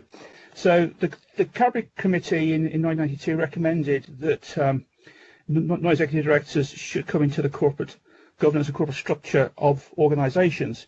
This review has been followed up by subsequent reports, the Hempel and the Hicks reports. And all these recommendations have actually formed something called the UK Corporate Governance Code. And it stresses that boards should include independent non-executive directors of sufficient calibre and number for their views to carry significant weight in the board's deliberations. The best definition comes from the Cadbury report, which calls them that these directors sit apart from directors' fees and shareholdings. They're independent of the management and free from any business or other relationships which could materially affect with the exercise of independent judgment. This is backed up by the UK Corporate Governance Code, which states non-executive directors should have sufficient time to meet their board responsibilities. They should provide constructive challenge, strategic guidance, offer specialist advice, and hold management to account. They do not have voting rights. They are there merely to offer, as the report says, constructive challenge, strategic guidance, specialist advice. So for Leisure SK to get in a non-executive director with experience in the leisure industry is actually fulfilling the terms of the UK Corporate Governance Code. It is best practice, it's accepted by in this country by lawyers, by the legal profession, by the accounting profession. So therefore, I hope that goes to provide a little bit of information, not only to councillors Dicks and Baxter, but also to other members as to what the role of non-executive directors actually is. Thank you, Mr. Vice Chairman. Thank you for that. To Councillor Knowles, who's put a question in the chat box, yes, the leader is allowed to speak 3 times if he is answering questions that have already been put to him. I'll now call on... Speak, Mr. Chairman. Mr. Chairman, I wish to speak about the item. Please carry on. Thank you very much indeed, sir. Councillor Whittingham is absolutely right about Cadbury and Higgs and non-executive directors, and they are there to look at, predominantly to look at strategy, not detailed operation. But one thing that I think he's wrong about there is, in certain circumstances, they are allowed to vote. They can register a vote on a company, even being a non-executive director, if it's on a matter of strategy. That's the and frankly, to Callum Cook, I understand that, but you didn't come in to answer a specific question that was asked of you. You just said, right, I'll come in again if I may. And I know there's a very fine difference between answering a question and speaking, but you just offered yourself to come in and speak. Not to answer a question specifically. The runner of this debate is the deputy leader, who has the right of speaking at the end, of course, to sum up. But having said that, Mark Whittingham is absolutely right about the role and the position of non-executive directors. They're there to offer help and guidance on strategical matters, but in many occasions they are allowed to vote by law. Thanks very much. Thanks, Philip. Thank you. I was wrong. There's nobody else down to okay, speak. We'll get Councillor Barry Dobson to sum up. Thank you, Chairman. Am I all right? Yes, I am there. Right. Thank you very much, everyone, for your support in this. With my recommendations that we have is to note that this is an urgent nature to work to be undertaken, that the budget not to exceed £500,000, and to endorse the appointment of me as sole director of Leisure SK, and also to note the proposals for the non-executive director. As we've heard, he's going to bring experience of the leisure industry, which we need. And bearing in mind that we're going to bring this to Companies Committee on the 21st of October, and then to full council again on the 26th of November, I'd ask you all for your approval. Thank you.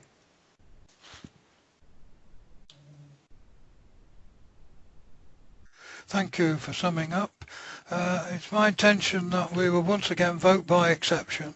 Please indicate in the chat box if you do not support the proposal by typing against or abstain. We will give you a minute to do this.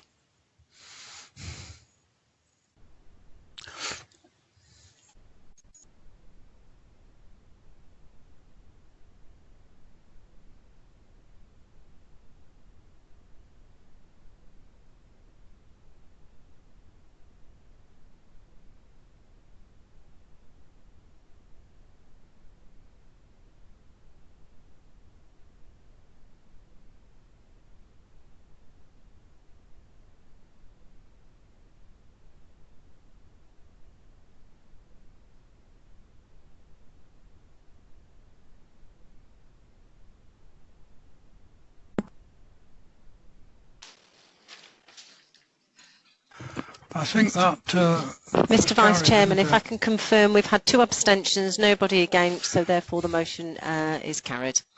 Very good. We'll swiftly move on to item 12 to see if we can get it done in the time. It's the appointment of directors of Gravitas Housing, presented by Councillor Barry Dobson. Thank you very much, Chairman. As you know, at the moment, Gravitas Housing only has 1 director, and that is Richard Wiles. What we need to do now, very urgently, is that Gravitas is currently with that 1 director following recent resignations. In accordance with company articles, there is a requirement to have a minimum of 3 directors to be quorate. to provide strategic and professional support to the company and help develop the business plan beyond the current Wherries Lane development, it is proposed to recommend the Leader of the Council, the Deputy Leader of the Council, Director of Culture and Growth, Director of Housing and Property. These appointments, if approved, will provide an overall Director Board of 5 appointees. And I'm looking for your approval for that, please.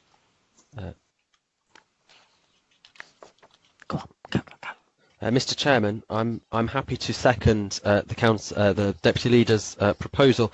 As per his speech, there is just a slight amendment to recommendation 1. So A will be the removal of my name, so it will just read the Leader of the Council. B will be the removal of Barry's name and just the Deputy Leader of the Council. C, it will just be the title of Director of Culture and Growth. And D will be, as put, the Director of Housing and Property. So it won't be individual names, it will be positions within the I did council. only read out the individual. Yeah. Thank you. The individual. I have nothing further to add and propose that we move to the vote. Well, yes, I mean, nobody else is indicating they'd like to speak, so we will go to the vote. Again, we will vote. Please indicate in the chat box if you do not support the proposition by typing against or abstain. We'll give you a minute or so to do this. The last item is going to be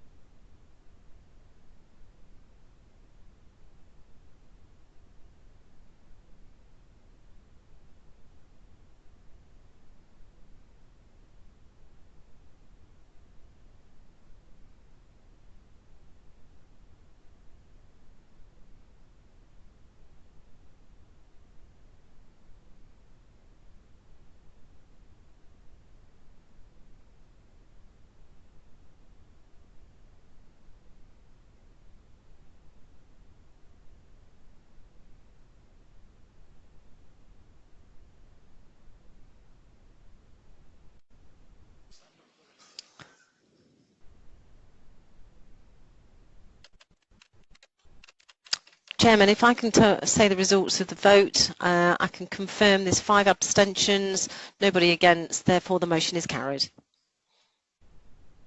Thank you for that. I'd now like to call on Callum Cook to make an announcement. We've only got a minute left, so items 13 and 14 will have to defer. Thank you, Mr. Chairman. We'll just finish the meeting on a slightly lighter note, actually, and I know Breeder, as the Chairman, would have loved to have done this, but for one of our members, it is their 25th year anniversary on our council, so congratulations to Councillor Ian Selby, obviously from when you were first elected in 1995, and we do have a certificate here for you, which we will present to you for serving 25 years on the council. So congratulations. I'm absolutely thrilled to bits with that. I'm really touched by that, Mr. Vice Chairman, and that means a lot to me. Thank you so much indeed. I'll look forward to seeing that. Thank you so much. Well done. Well done. Well deserved.